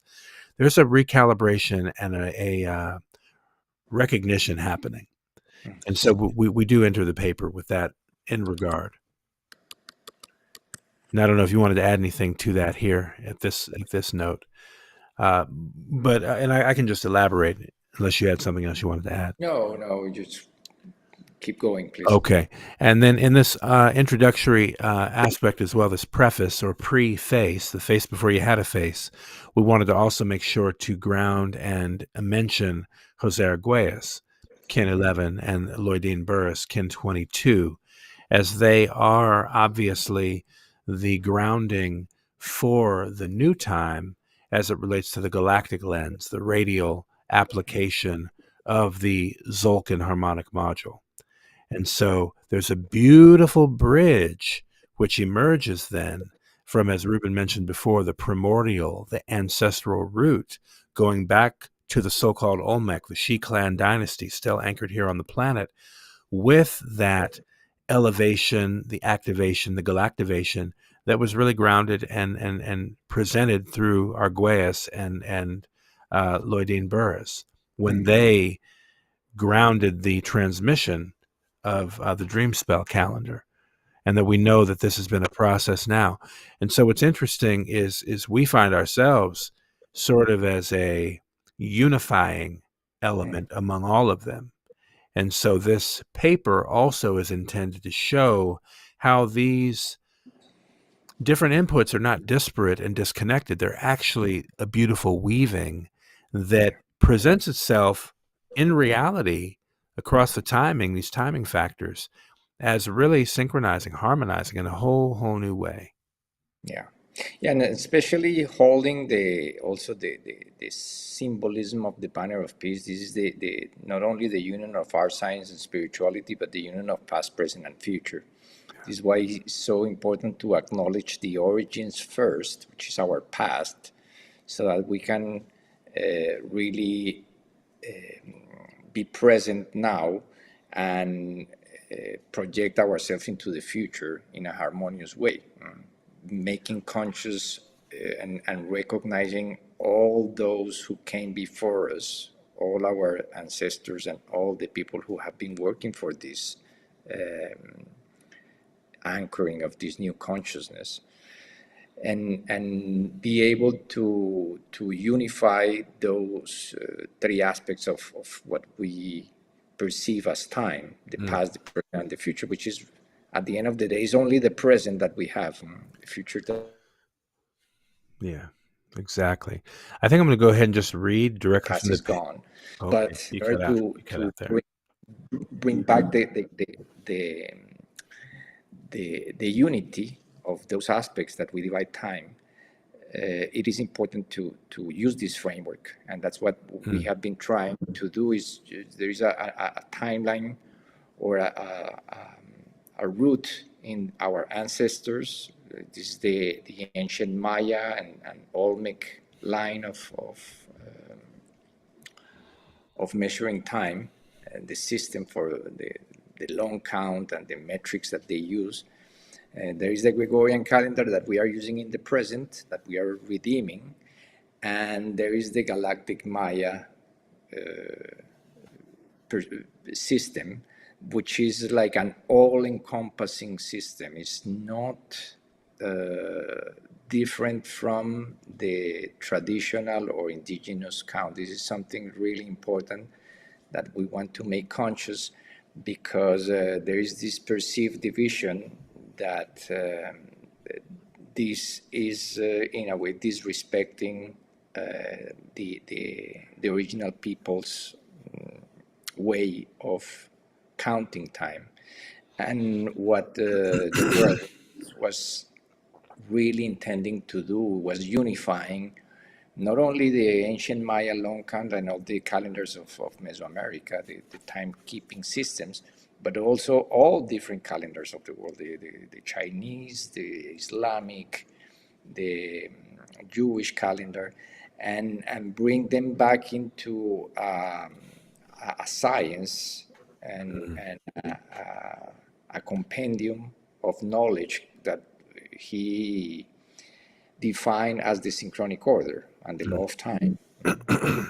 So the law of time and the synchronic order is a container for all those systems, and it is the tool that we are using to really alchemize everything and alchemize these three main timelines that are coming together on October 14, 15, 2025. Mm-hmm. I was just going to go ahead and read actually directly from the white paper a little bit here, just to give people again the characterization of what we're actually amplifying and focusing into for those following along in this process. So from the Mathematics of Sacred Time, on October 14th, 15th, 2025, a precise alignment of calendrical systems will occur, distinguished by its mathematical elegance and historical significance. Termed the Golden Intersection of Timelines, GIT, this event integrates the Gregorian calendar, the Maya long count, and other timekeeping frameworks, each exhibiting fractal properties of the golden ratio. Marking a planetary inflection point in humanity's evolutionary timeline, the GIT was discovered by independent researcher Rubén Llinás, Kin 113, of Colombia on October 4th, 2018, the anniversary of the final day of the Julian calendar in 1582. The GIT reflects a continuity of human efforts to measure and interpret time. This paper, co-authored by Llinás and Mikuak Rai, Kin 126 of the United States, presents the GIT as a phenomena rooted in observable and measurable data, offering a compelling case for interdisciplinary collaboration among mathematicians, astronomers, and anthropologists. So, in writing this, we really wanted to direct this to the academies and to people who, even though we're not from that background, we know it's important to address people who are from that background. And so this was an effort, in our case, to present a thesis of sorts, we might call it, on this observable phenomena, this observable, measurable phenomena. And because we've taken such a duration of really 7 years, we began obviously making it conscious in the past few years, overtly, with the release of the Medium article and the countdown from 1,440 days out. But now here, as of today, 169 days, we've really begun ramping up, wanting to make this conscious and really presenting this to people like our peers, but also people involved in the sciences, contemporary sciences. So like, Nassim Haramein or other people involved Dan Winter, who we had the great fortune of presenting this to, and because a couple of years ago we became aware of Dan Winter's work, where he was mentioning and in a sense acknowledging the validity of Jose Arguelles's work, because Jose was very much way ahead of his time with a lot of these concepts that now at this end of the cycle, we're beginning to see a real emergence and a reflection of the principles or the mechanics that Jose had identified as early as Earth ascending in 1984. And so we're seeing a lot of that really begin to become more and more present in the conversations. Even though somebody like Dan Winter is very broad-minded and might be inaccessible for many people, there is still a real, real interesting wave that relates to his contributions as well. I mean, it's just remarkable what is actually happening. So we wanted to make sure that we couched our presentation in the observable data, because this was observed through the ephemeris tool that Rubén was able to compile and pull together and create a way that we could look at these multiple calendrical lenses all at once on any given day over the course of this 52-year window, basically. Yeah. And what emerged is this recognition of this beautiful golden thread, as he said, when his curiosity was piqued to say, well, when does this number extend from the inception of the Gregorian calendar? Where does that golden ratio, fractal reflection, where does it end or complete? At the 443rd anniversary of that very calendar. It's unbelievable. Yeah. And another layer is just to recognize that when you look at your own life, when you were 44 years and 3 months old, basically, or thereabout, you also can identify your own life when you reached that numerical frequency of 16,180 days. And when you calculate that number, 16,180 days from the day of your birth, then that is what we've identified or come to call your Get Phi day, your golden intersection of timelines, Phi ratio day in your own life. Yeah. The Phi day that we identified in the Gregorian calendar, though, is October 15th. And that date holds a very particular, specific resonance, because that's the day that we literally do reach 161803 days of the Lillian count, while also reaching the fractal pattern within the traditional Zolkin of number 161. Also, that fractal reflection. Yeah. Yeah. And the second layer of that synchronization is that on the long count, it's synchronized with the completion of 13 tune cycles of 360 days since December 21st, 2012, which was another layer that revealed later.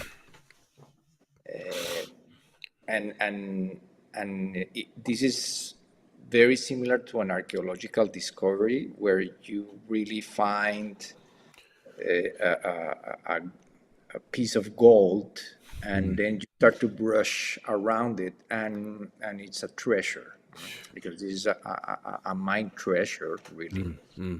And that gold was that initial golden number that emerged from that calculation of the 443 years of the Gregorian calendar.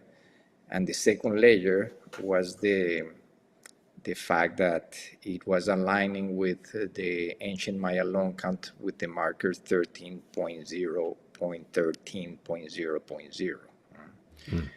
That means, considering the fact that number 13 holds the cyclical power within the time science devised by the ancient Maya, and that it represents the transcendental power of time, being 13, the tone of transcending.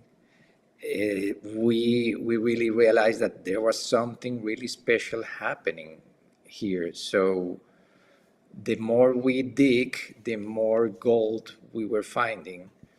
And that's this document is basically a synthesis of all the findings. Some of them easier to appreciate for the trained eye and the trained mind. Some of them may be more cryptic, but of course, all of them are grounded in data, in measurable data, like we mentioned at the beginning, which is what makes the case so compelling and so coherent. Exactly. And as you go through the white paper, you'll also notice we cite particular sources that you can go and research yourselves, because the subject matter has been out there. What's unique, though, is that it's being unified in a sense. And that's one of I think the efforts here is to really show the synthesis of this work, of these various layers and perspectives, and really show how they're actually functionally being drawn together. It also seems to be that that's the effect of what's actually physiologically happening, also due to the energy that seems to be spiraling inward. Everything is being drawn to the center. Each of us in various ways are picking up signals from nature, from our biology, to enter the heart or to focus into what matters most, or whatever it is that you're feeling compelled to. It's guiding you to a higher vibrational expression of yourself. It's guiding you to a more aligned place within yourself, to where you feel that presence and that coherence, because you can know when you're not feeling coherence too. The contrast is a way to distinguish, right? So when we feel coherence, it becomes more and more obvious. We could become more and more sensitive to it. But that's what's happening right now. All of these data points we're pointing to is really speaking to the process of a re-spiritualization of material, of the material world. And in relationship to that, and we'll get into this in a moment, one of the markers we are tracking along those lines is really called the return of sacred power.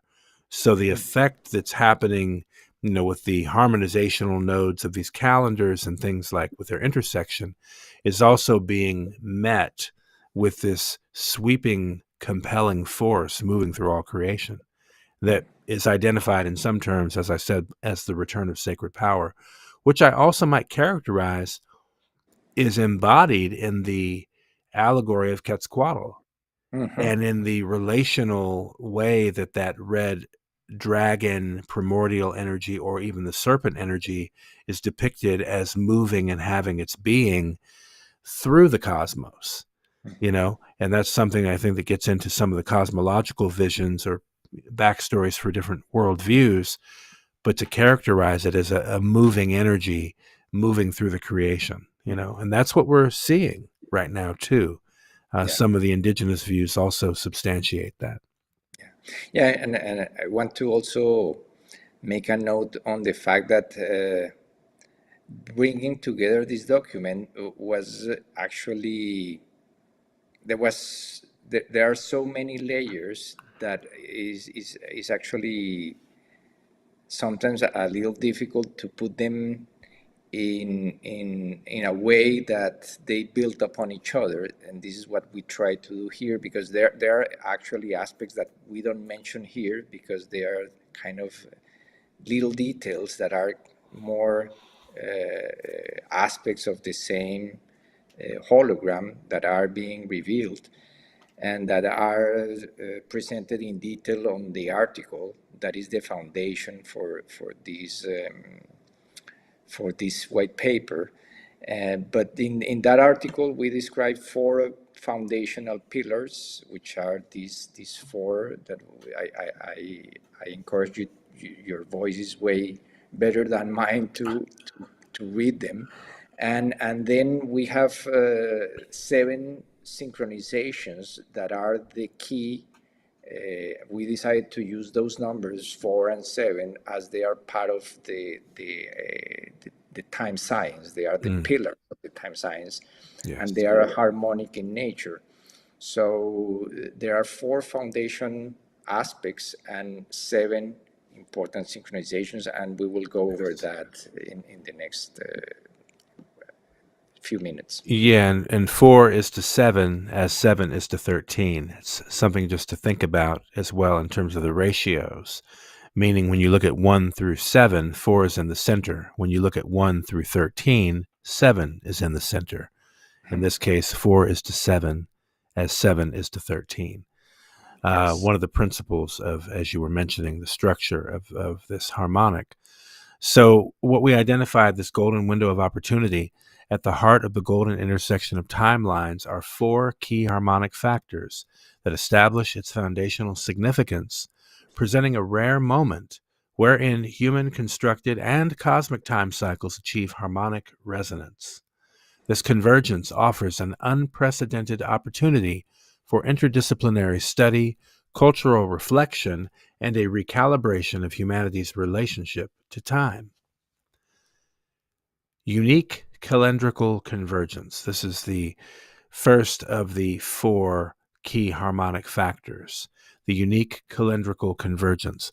On October 15, 2025, the Lilian count, which is the sequential count of the Gregorian calendar, reaches 161,803 days. The number's digits mirror the golden ratio, 1.61803, a constant prevalent in nature, or rather natural and mathematical patterns. And as we mentioned, we do cite different sources to substantiate what we're positing here, just to show you that these aren't just random thoughts we're having, but these are really researched, established standards, and we're really compositing them. We're really bringing them together as a composite or as a synthesis to paint a fuller picture, like a coherent tapestry. The second key factor is patterns of fractal time. The Git reveals recurring numerical patterns across scales, such as the alignment of 161,803 days with Phi and the Maya long count's cyclic structure, demonstrating fractal coherence in human and cosmic time measurement. And you'll notice there that we actually cite Arguelles, because if you reference the book, the Mayan Factor, The Path Beyond Technology, he really goes into introducing this concept around fractal time. He's really among some of the first to make us conscious of the application of that, in a more popular approach. I mean, the Mayan Factor became quite a popular book. It actually seeded the awareness of the completion of the 5,125-year cycle, December 21st, 2012, in human consciousness. He was very much responsible, and largely due to the popularity of that book. But that book is a remarkable resource for anybody that really wants to get a good grounding in the time science as we're presenting it here. So it's just a really, really great reference, and one of the references in this paper. The third key factor is astronomical continuity from 2012. As I mentioned just a moment ago, Arguelles was one of the reasons that 2012 became a popular placement in human consciousness. The Git extends the galactic alignment of December 21st, 2012, aligning Gregorian and Maya systems nearly 13 years later, because it will be 13 years later on December 21st, 2025. Okay, just important to note that. And the fourth and final key harmonic factor in this white paper that we're identifying is the completion of 13 tune cycles. And I would say that among the 4 key factors, this is probably not to put them as more or less important, but this is significantly important. This is the one that really, when it jumped out, it reaffirmed and reestablished the power of the traditional indigenous Maya time science and its application. The beauty of knowing in your human consciousness about the alignment and the resonance of these cycles, that we would literally arrive at a complete 4,680 days, or 13 cycles of 360 days each, as a literal resonant overlay of December 21st, 2012, in relationship like this on October 14th, 2025, 13 complete tune cycles. So speak about that for you, when that jumped out for you because when I saw that, it did something to me. Well, like we mentioned before, the number 13 is key within the Fibonacci sequence because it's the seventh number within the sequence. Mm-hmm. So we already discussed the importance of that mathematical principle or proportion within time. The 4:7 as the 7:13, which means that basically 4 is the perfect midpoint of 7 units, and 7 is the perfect heart or midpoint of 13 units.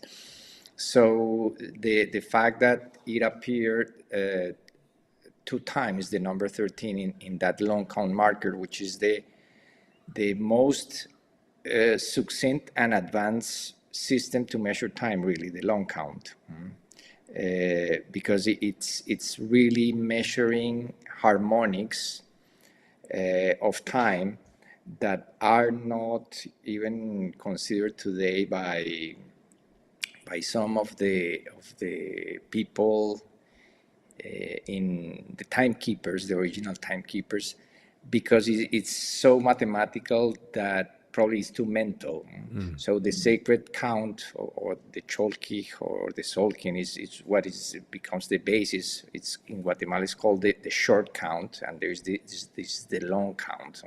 But the long count is like the mother of the entire system. Exactly. And the fact that today, actually, we are 13 cycles of 13 days to the golden intersection. 169 days is 13 by 13. Wow. We are today a perfect. I didn't even know that one. Yeah, I realized while you were speaking, saying, "Oh, yeah, of course, today's a solar is on solar seed." So we are actually 13 cycles of 13 days from the golden intersection as we present this document, which is a beautiful information in real time that that is being revealed. Hey, okay. I'm going to read this part here for folks. From December 21st, 2012 to October 14th, 2025, exactly 13 tune cycles, 360 days each, elapse, totaling 4,680 days. This synchronizes the Maya long count, a refinement of earlier calendrical foundations established during the Olmec Maya continuum at 13.0.13.0.0 with the Gregorian calendar on October 14th, 2025, highlighting the Git's mathematical precision. And I think if anything is to come of this offering is that, as you just mentioned, there's a certain precision to the Maya long count that it then brings to everything else it weaves through.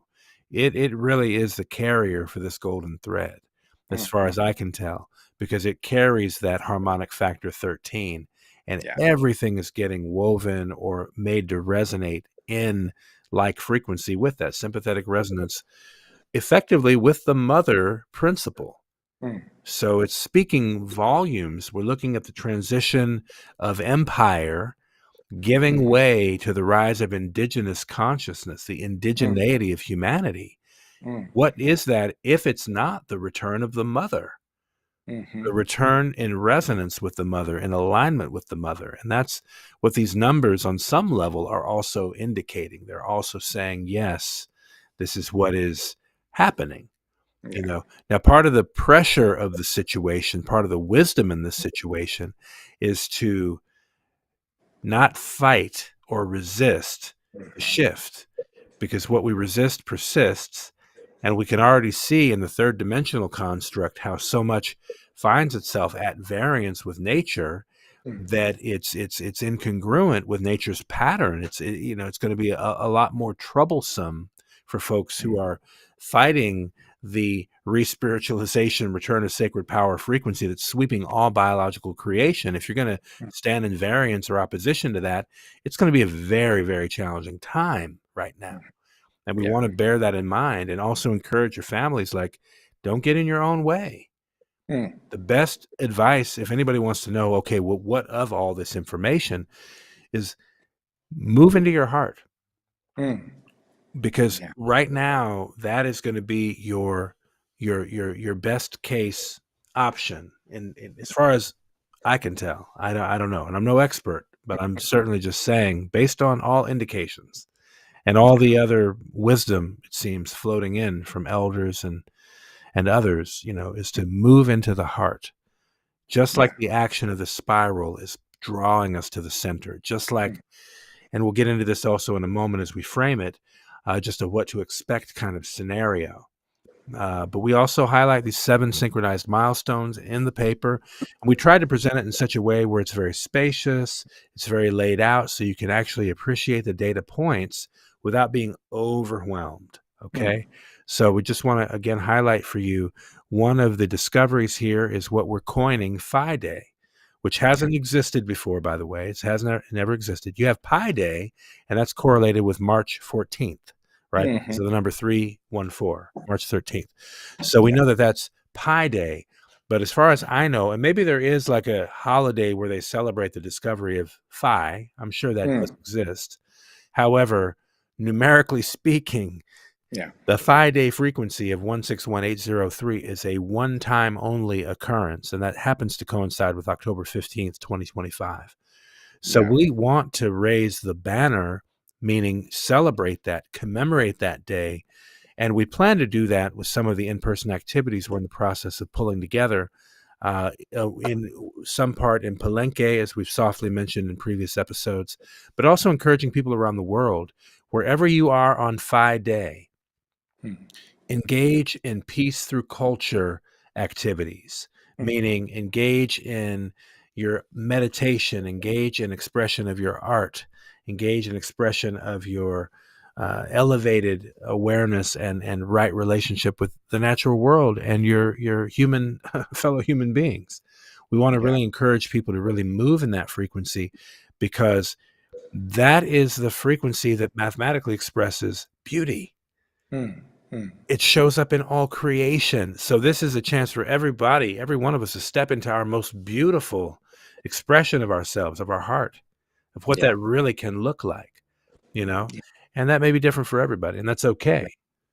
And bear in mind, like, this frequency is like tuning to a dial in a radio station, and every day we are closer to tuning to the exact frequency. So we are actually in that bullseye of 13 cycle of 13 days prior to the exact alignment, and we will move away from that. But all these days, don't wait until then. Just start now, crafting your art, crafting your heart. Exactly. And I also want to honor the work of John Mayer Jenkins, because he really made conscious the fact that there was an astronomical event happening on December 21st, 2012, which is what we also make reference on the third point, the astronomical continuity aspect. Because some people will say, but nothing major is happening on October 14, 15 in the sky. But this is really a mathematical frequency that is happening beyond space.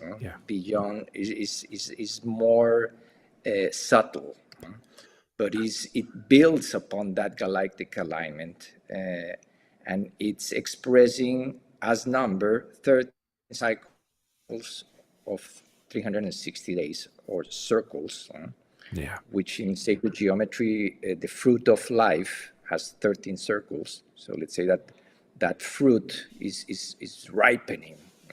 As we reach that 13 unit, and of course those days in between the golden intersection and December 21st, 2025, the 13 years or solar orbits of that event are going to be very special, and are going to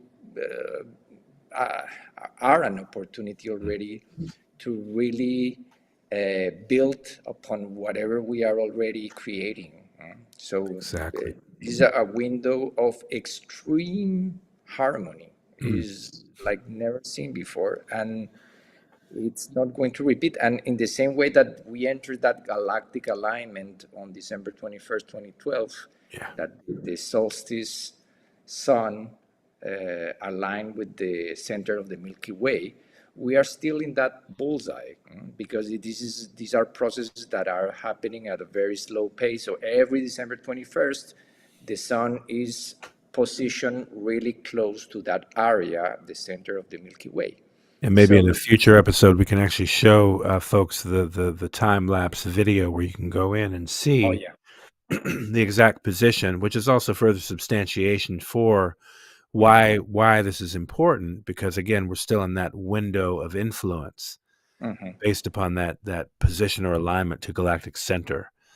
And so it does feel like there is a sweeping integrity check happening as well. And so what we're looking at here, as we know, the galactic tone is the quality of integrity, and we know that means how well something stands up to truth or stands up in how it's built. And so everything in our creation, as far as it's concerned on this level, is being checked for its integrity. And it feels like that's happening in advance of a level of the return of Big Mama, so to speak, coming home, and part of that is a part of the shift of the ages that we see happening in the 3D with the institutions dispersing, because there's a, in a sense, there's the return. And we knew all of this is timed to take place. And so we just happen to be seeing it in real time here. Along with this, we have the Maya long count 1313 synchronization. This is the second of the 7 that we're mapping here, the key synchronized milestones, as you had just mentioned. The October 14th, 2025, 13.0.13.00 for a How Kin 160, exactly 13 tune cycles, after 13.0.0.0, December 21st, 2012. Also noting that Kin 160, or for a How, its equivalent is Kin 160, that's also a fractal of 1.6. Yeah, and an important aspect of that is that for a How is the signature of the start of the long count on August 13, 30 minus 3113. The ground zero of the long count is for a How, and the omega also is for a How. Yes. So we can see how this new instance of for a How is synchronizing the tune count of 360 days, 13 cycles of 360 days, with the sacred count of 260 days.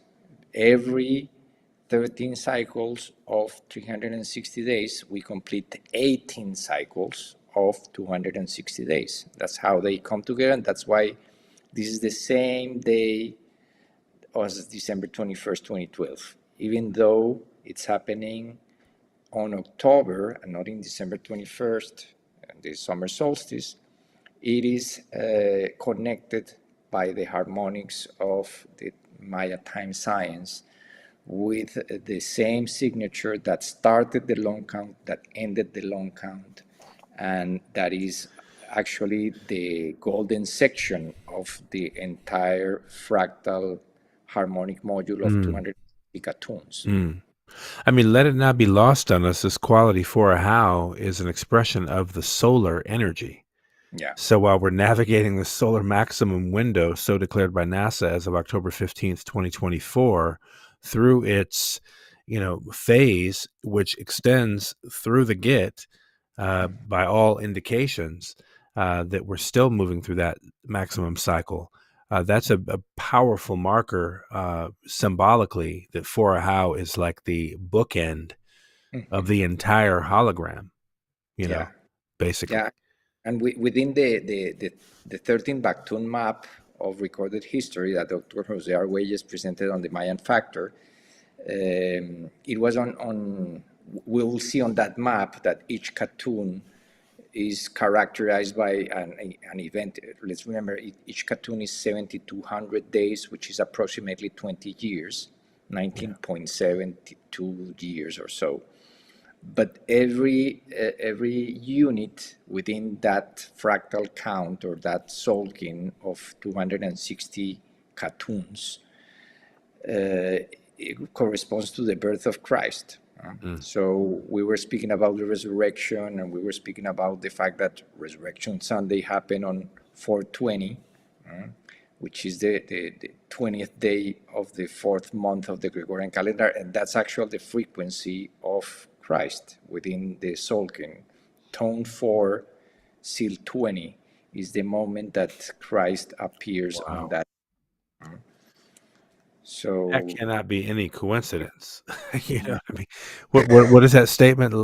Life imitating art, you know, like in that regard, or art imitating life. Time is art. Like, again, it's uncanny. You just can't deny the synchronicities, right? Yeah. It's just, And the beauty is that it's weaving the Gregorian calendar within the harmonics of the long count and the galactic Maya count. So yes. it's redeemed within that alchemical container of these two harmonic systems to measure time. I wanted to also mention this here, and I thought about this earlier, you know, and we mentioned this in a previous episode, but the year 2030 puts us 5 years after this galactic intersection of timelines marker, right? 5 more years, five, right? 5 more years. And we also noted recently in a former episode that 2030 also marks 16 28-year cycles of the Gregorian calendar. So when we arrive at this October 15th window here this year, and then we head towards the 5 more years to complete the 448 years in that particular construct, if you will, 16 times 28, that is effectively the cubing of the calendar. Like it is the cubing of the calendar within that warrior's cube, which is also coded by the golden ratio 1.6. So it's perfect. I mean, it really is. And Pakal says in the transmission of the Telektonon prophecy, my count is perfect. My count of days is perfect. Like, you know, I can't refute that, honestly. And it seems it just continues to prove itself again and again. What you just said about 420, for example. And that is the codus itself, literally, of for a how.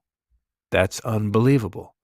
And that was the resurrection marker this year of all years. Of all years. So Gregorian frequency framework, which we also know, as Jose even indicates in some of that video we played last week, indicates that, you know, even unbeknownst to itself, the Gregorian calendar is still tuned to a cosmic frequency of 28.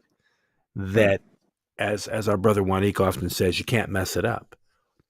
So even the Gregorian, as wild as it's been allowed to perpetuate all this time, at some point it would come into order one way or another. And we're literally at that point. And to that point, I wanted to also mention then this next marker here that's very significant, and that being the 144-day evolutionary cycles. We spoke to that a little earlier, and that's one of those more cryptic cycles. In fact, it relates to something called a terma, and a terma is a terminology for a hidden message, and that hidden message or any terma, for example, requires somebody to receive the terma who's called a terton. And that's the proper term for that. So in this case, Jose Arguelles received a particular terma. He was the terton or the receiver of this particular message, but it related to a numerical frequency between the date October 22nd, 2010, and basically 2013 galactic synchronization. And basically within that window, October 22nd to July 26, 2013, October 22nd, 2010, that is, there is a span of, I want to get the amount of days right. It's basically 260 days times. It was how many cycles? I think it's 8 cycles of 144 days. Okay, 8 cycles. Okay, of 144 days. Let's do the math on that real quick, because I somehow recall that number being, it's worth noting. Obviously, we deal with numbers all the time here, but just to be clear and exact, Yeah, and the document is in the bibliography at the end for anyone who wants to really go deep into the harmonics that we are presenting here, because everything that we are doing here is just a continuity of the groundwork that Dr. Jose Arguelles Valumbutan left. Yeah. So basically, if we extend that harmonic of 144 days since galactic sync into the future, we complete 32 cycles on the golden intersection. We complete 31 actually at that point. 31. Exactly. And I was going to say as well, the measure of the days from October 22nd to July 26th, 2010 to 2013, I think is 1,008 days. I think that, and that's 7 cycles of 144. So there's the first 7 cycles that are completed, and that was part of the stabilization of this, basically this wave, this shift, the shifting wave of the return of sacred power, while there was another wave that was also occurring leading to December 21st, 2012. There was a cross wave that happens, and that initial wave was the destabilization of the material. So there was a literal destabilization cycle in the material plane that was being tracked in the subtle tracking of these numerical frequencies, where Jose detected that. And those were cycles of 113 days. And that's of particular resonance with you. That didn't make its way into the paper, though, just to point the fact that indicates the basically the destabilization cycle, the 113, was what was set in motion that led basically from October 22nd to December 21st, 2012. That was what initial cycle. And then the 144-day cycles were tracking the return of sacred power. And that is the stabilization frequency coming back in. And we can see when we zoom out and we kind of reflect on all the things we've been seeing sweeping in and emerging, there is a real fervor in terms of, people evolving and seeking to, evolve more, feel more, all the things that people are seeming really drawn to now, with an increasing effect. But we can also see that recurring or that concurrent cycle of 144 days manifesting. And especially because this harmonic of 144 days is a fractal of the cycle of 144,000 days, and it's a fractal of the amount of mechanical minutes contained on each day. So basically in 144 days, we have 144 cycles of 1,440 minutes each. It's kind of a square of 144 times 144 times 10 layers up. So the fact that this number is the only number within the Fibonacci sequence, this is the 12th number within that sequence, and it's the square of 12, and it's the only number that is square within that sequence. So it makes it unique for that regard, because it's the only number that is a square and a point in the spiral at the same time, which makes it perfect for calculations, because it's let's remember, it's the square and the circle, the alchemy of the mystery of the philosophical stone. So the point is that we can keep measuring that cycle and find more points of resonance, and that's what we are doing within the cosmic time ephemeris. There is one column that is measuring that cycle, and it was another beautiful surprise to lay it out in the spreadsheet and see that marker was also synchronizing with the closing of 31 cycles of 144 days since the inception date. And I know if you're like me, many people for years have been seeing the number 144. It's one of those signals that just, I find has been recurrent for me since I was, in my early 20s. It just kept recurring and showing up again and again. And we know that that's an anagram of 441, and I'm born on 414, so that number is just, it's just constantly showing up for me.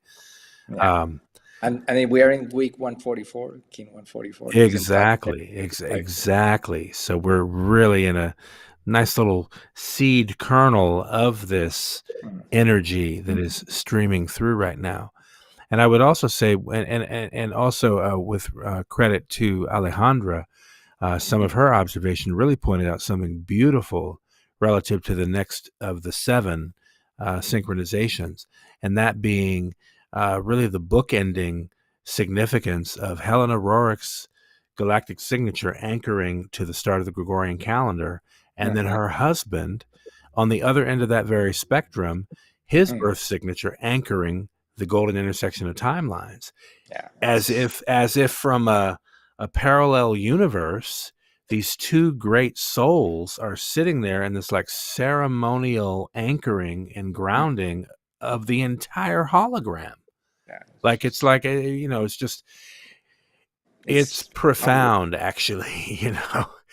And for those that have endeavored to this sort of knowledge, obviously you will resonate deeply with the works of Master Nicholas Roerich, his artwork, and that of the insights of his wife and their very profound relationship partnership, insofar as we mentioned earlier, 90 years ago, really being the driving force behind the Roerich Peace Pact that was made, in fact, in 1935 with 21 nations, Cuba and the United States included, as well as all of the nations of Latin America.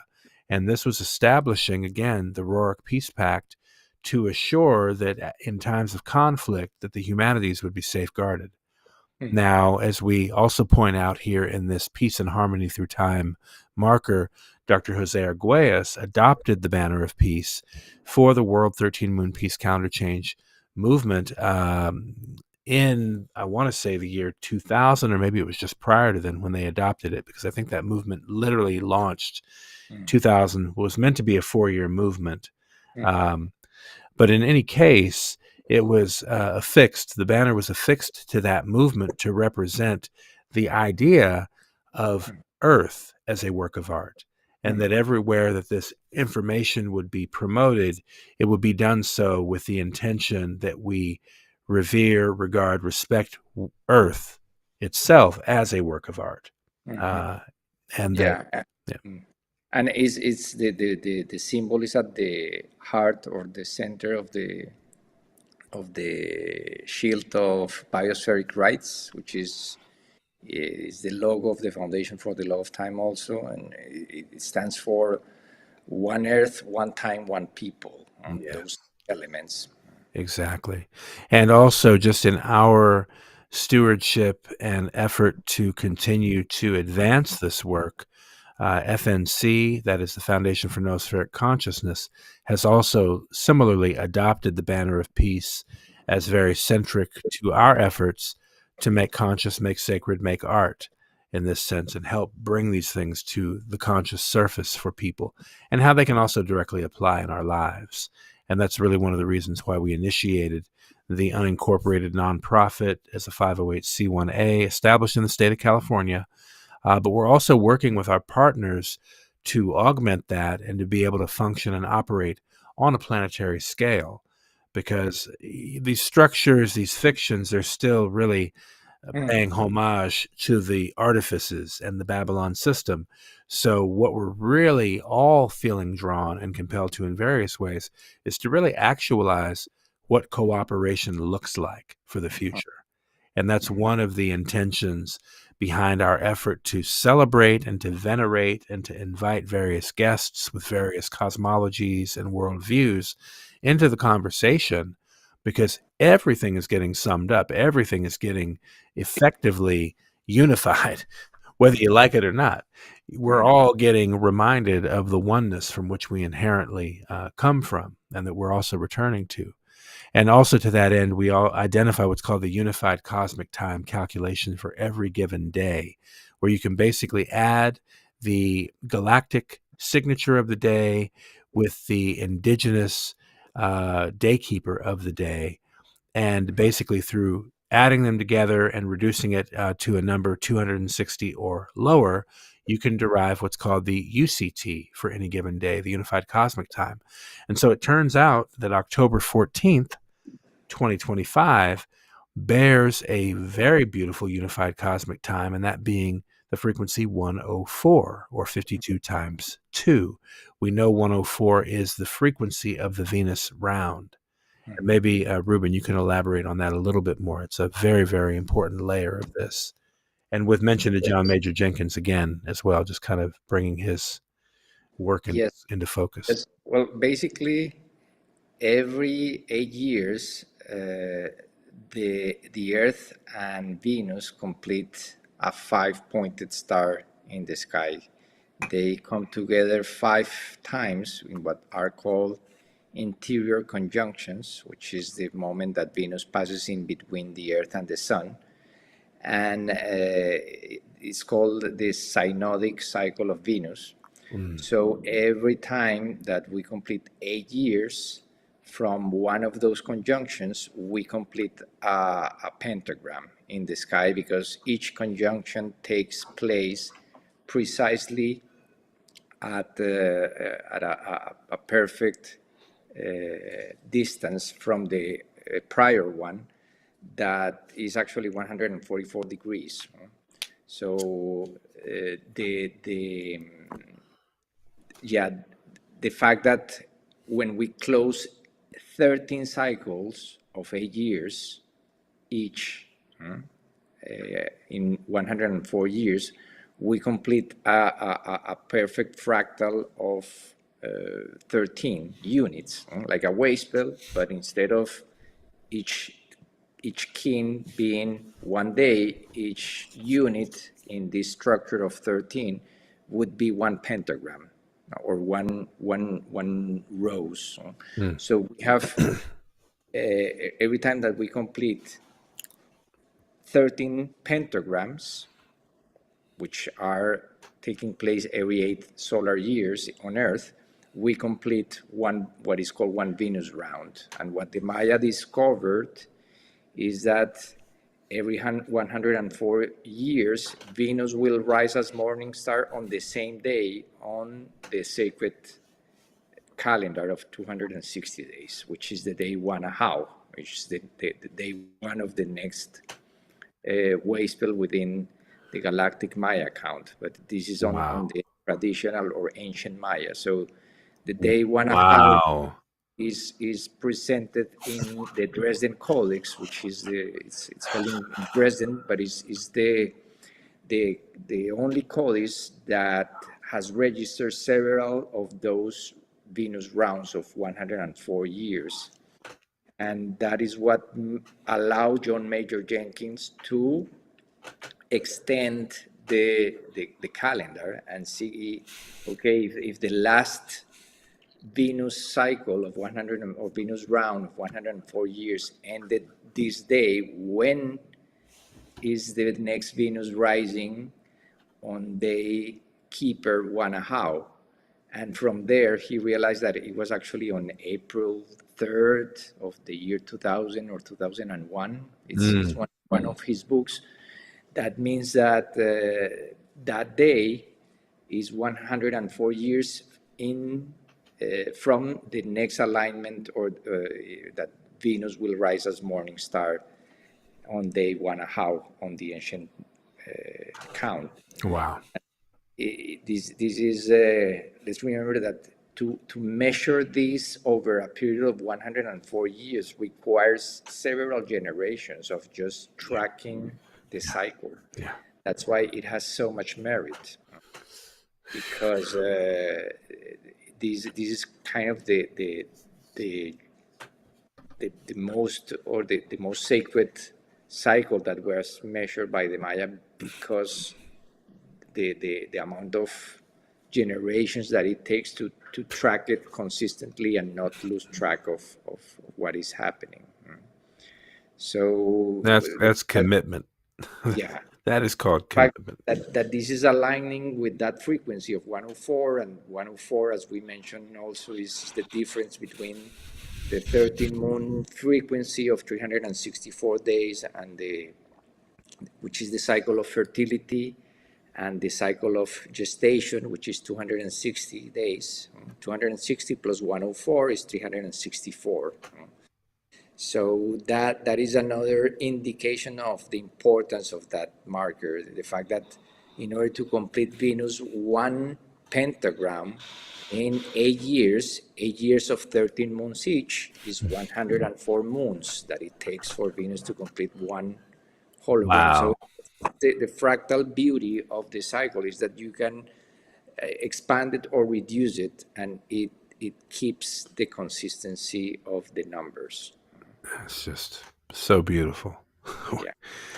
Wow. Amazing. Amazing. And the 13th moon of this year, in that fractal count that we examine at every time that we go through the planetary service wasteful, it would be King 104. So the moon 13 of this year, those 28 days are that frequency, and we will see what it reveals. Indeed. And as we mentioned, there is, well, this is a map, basically, that shows up on page 6 of the 11-page white paper, a phi encoded redemption of time. And this is an illustration that Rubén crafted to basically show us the bookends with Helena Roerich, where her galactic signature frequency is coinciding with the beginning of the Gregorian calendar, October 15th, 1582, on a day when it was kin to 30, solar dog.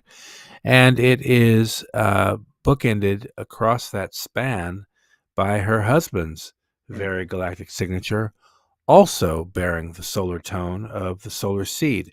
So again, I want to just emphasize the solar energy woven through this illuminating sort of experience that we're all collectively having. Not to mention, both Rubén and I happen to be solar kin and perfect analogs, but there's a lot of that solar tone.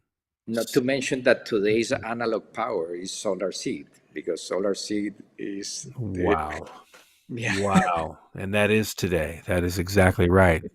35 having the analog. Wow. Solar seed. I mean, again, this is a beautiful thing. When you hear us mention these codes and this language, if it's unfamiliar to you, that's understandable, but we certainly invite you to discover what, at least at the first step, is discover your own galactic signature. So when we say solar seed or solar world bridger or solar skywalker or solar dog or anything, you'll also be able to kind of track with us and appreciate the resonance with what's being communicated. People can certainly feel free to visit lawoftime.org as the easiest, I find, most quick way to go simply quickly decode yourself.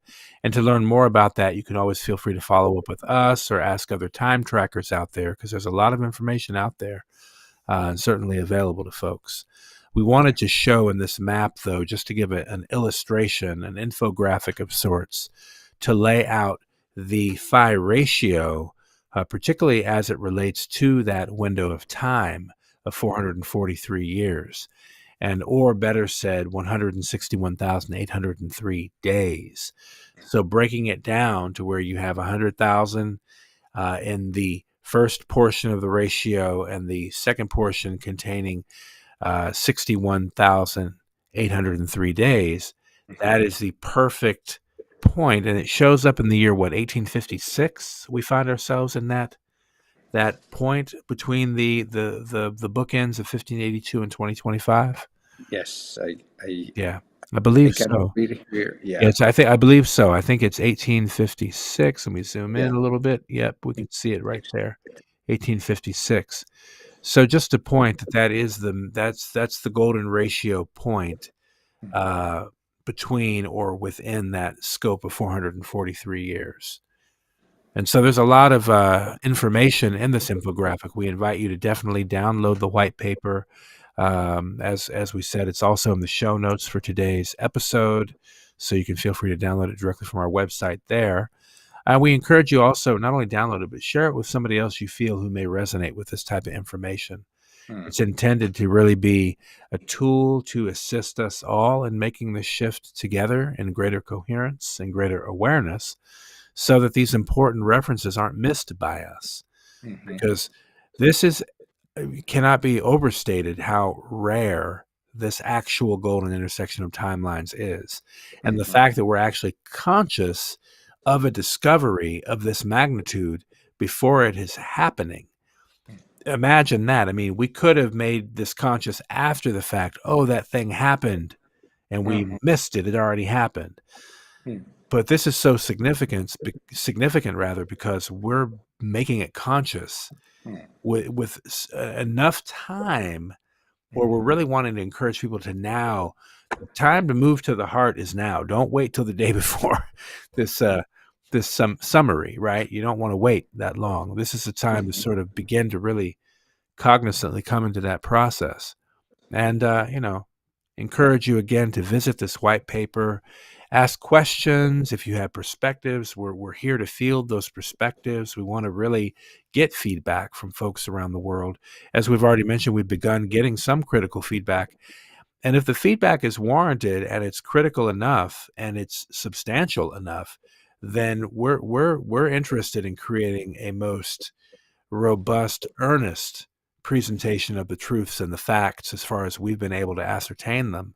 We're open, to evolving our perspectives as well. So if the sciences are your jam, if geometry is your thing, mathematics, anthropology, archaeology, any of these areas of endeavor, we certainly invite the conversation. We really want to have that conversation, because our intention is, again, to really embrace art, science, and spirituality in a culture of peace.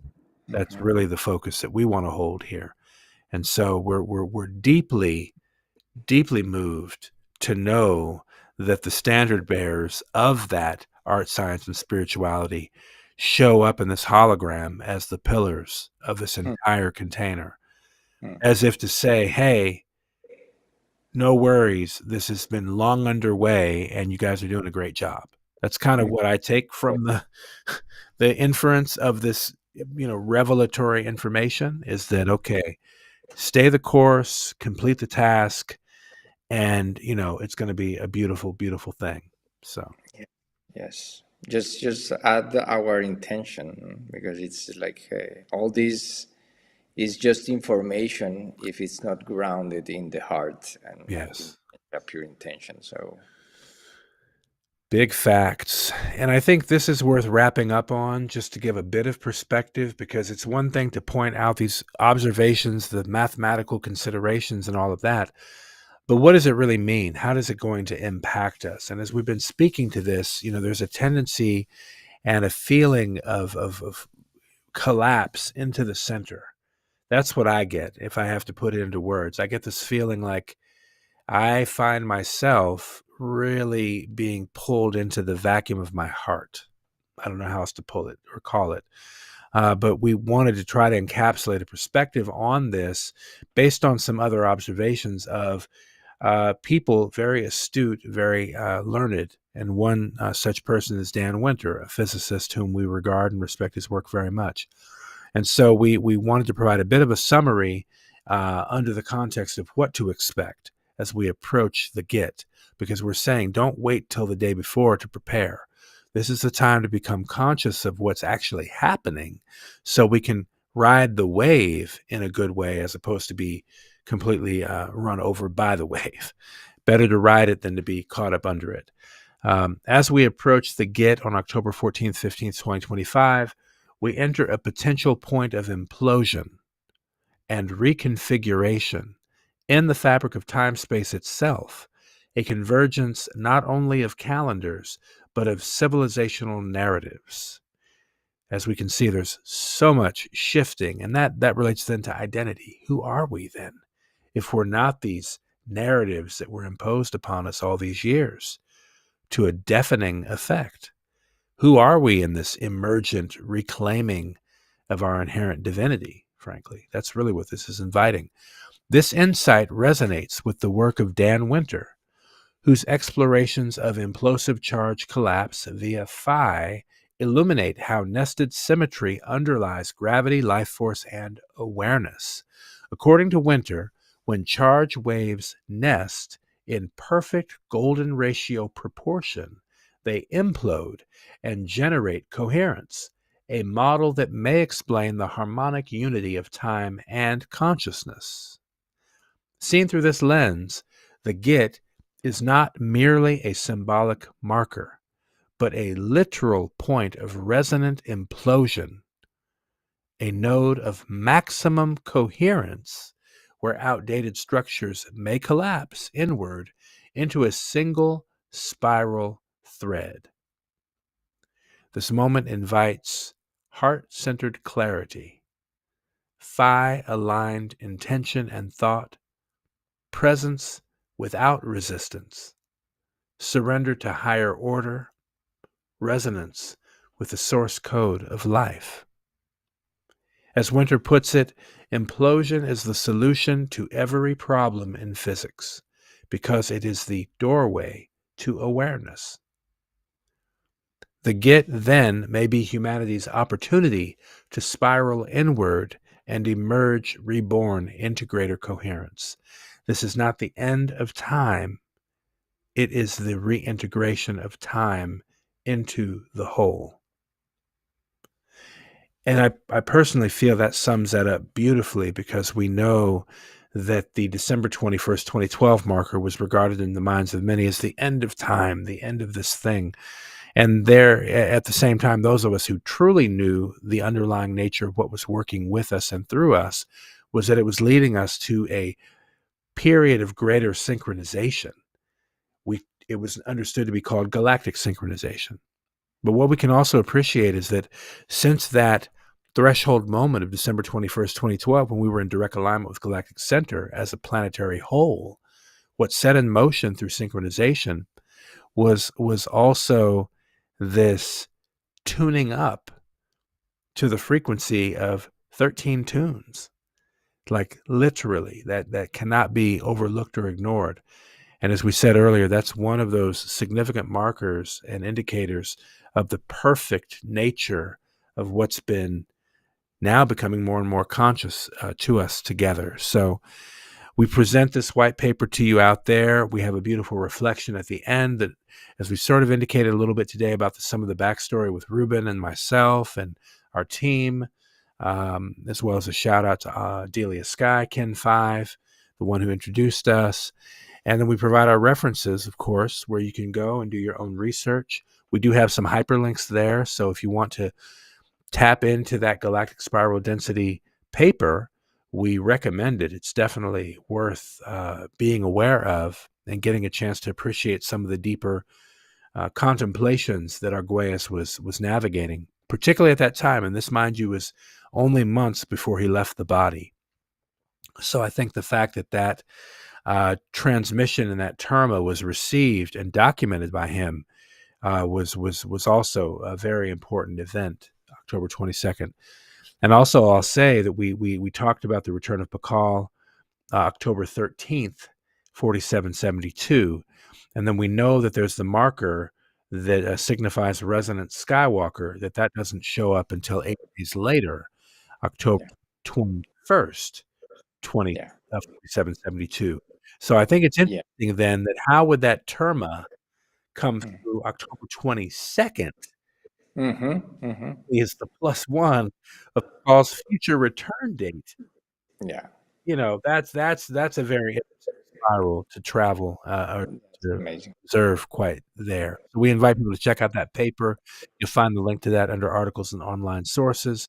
We also feature there an article of an oral history of sorts regarding the Olmec that gets into the origins of Mesoamerica, and particularly the 260-day calendar system as being attributed to the Olmec before it was attributed to the Maya. So very important precedents to point out there that I think also are going to have more and more relevance in the times ahead as, you know, sleeping dragons are now waking up all over the world, and we're seeing it, and the earth is crying out, the rocks are crying out. with a narrative that has been, up to now very dormant. But it's returning to our collective memory big time. Yes. Oh. Yeah. And so important also to acknowledge that within the work of Dan Winter, because the technical language that he uses is very refined, very advanced, but is basically imagining like nested waves collapsing to each other in perfect golden ratio proportion, which is what is really happening on a subtle level on October 14, 15, 2025, in which we have these nested cycles collapsing into each other through the golden ratio. So it is very similar to what happens in our hearts every moment that it pumps blood, that all these 7 muscles are collapsing into each other in a perfect golden ratio proportion. Beautiful. So elegantly expressed as well, bro. Wow.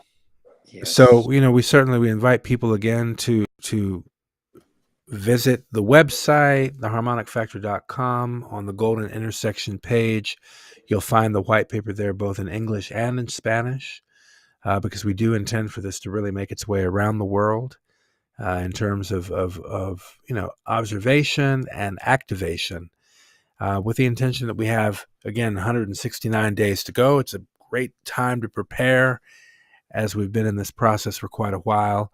30 episodes into this ongoing ceremony. Michelle and I were remarking earlier today when we thought it was quite the endeavor of doing that 10-day anchoring in celebration of our brother Manifest Ra on the 12/12 activation that also completed in Palenque 10 days later.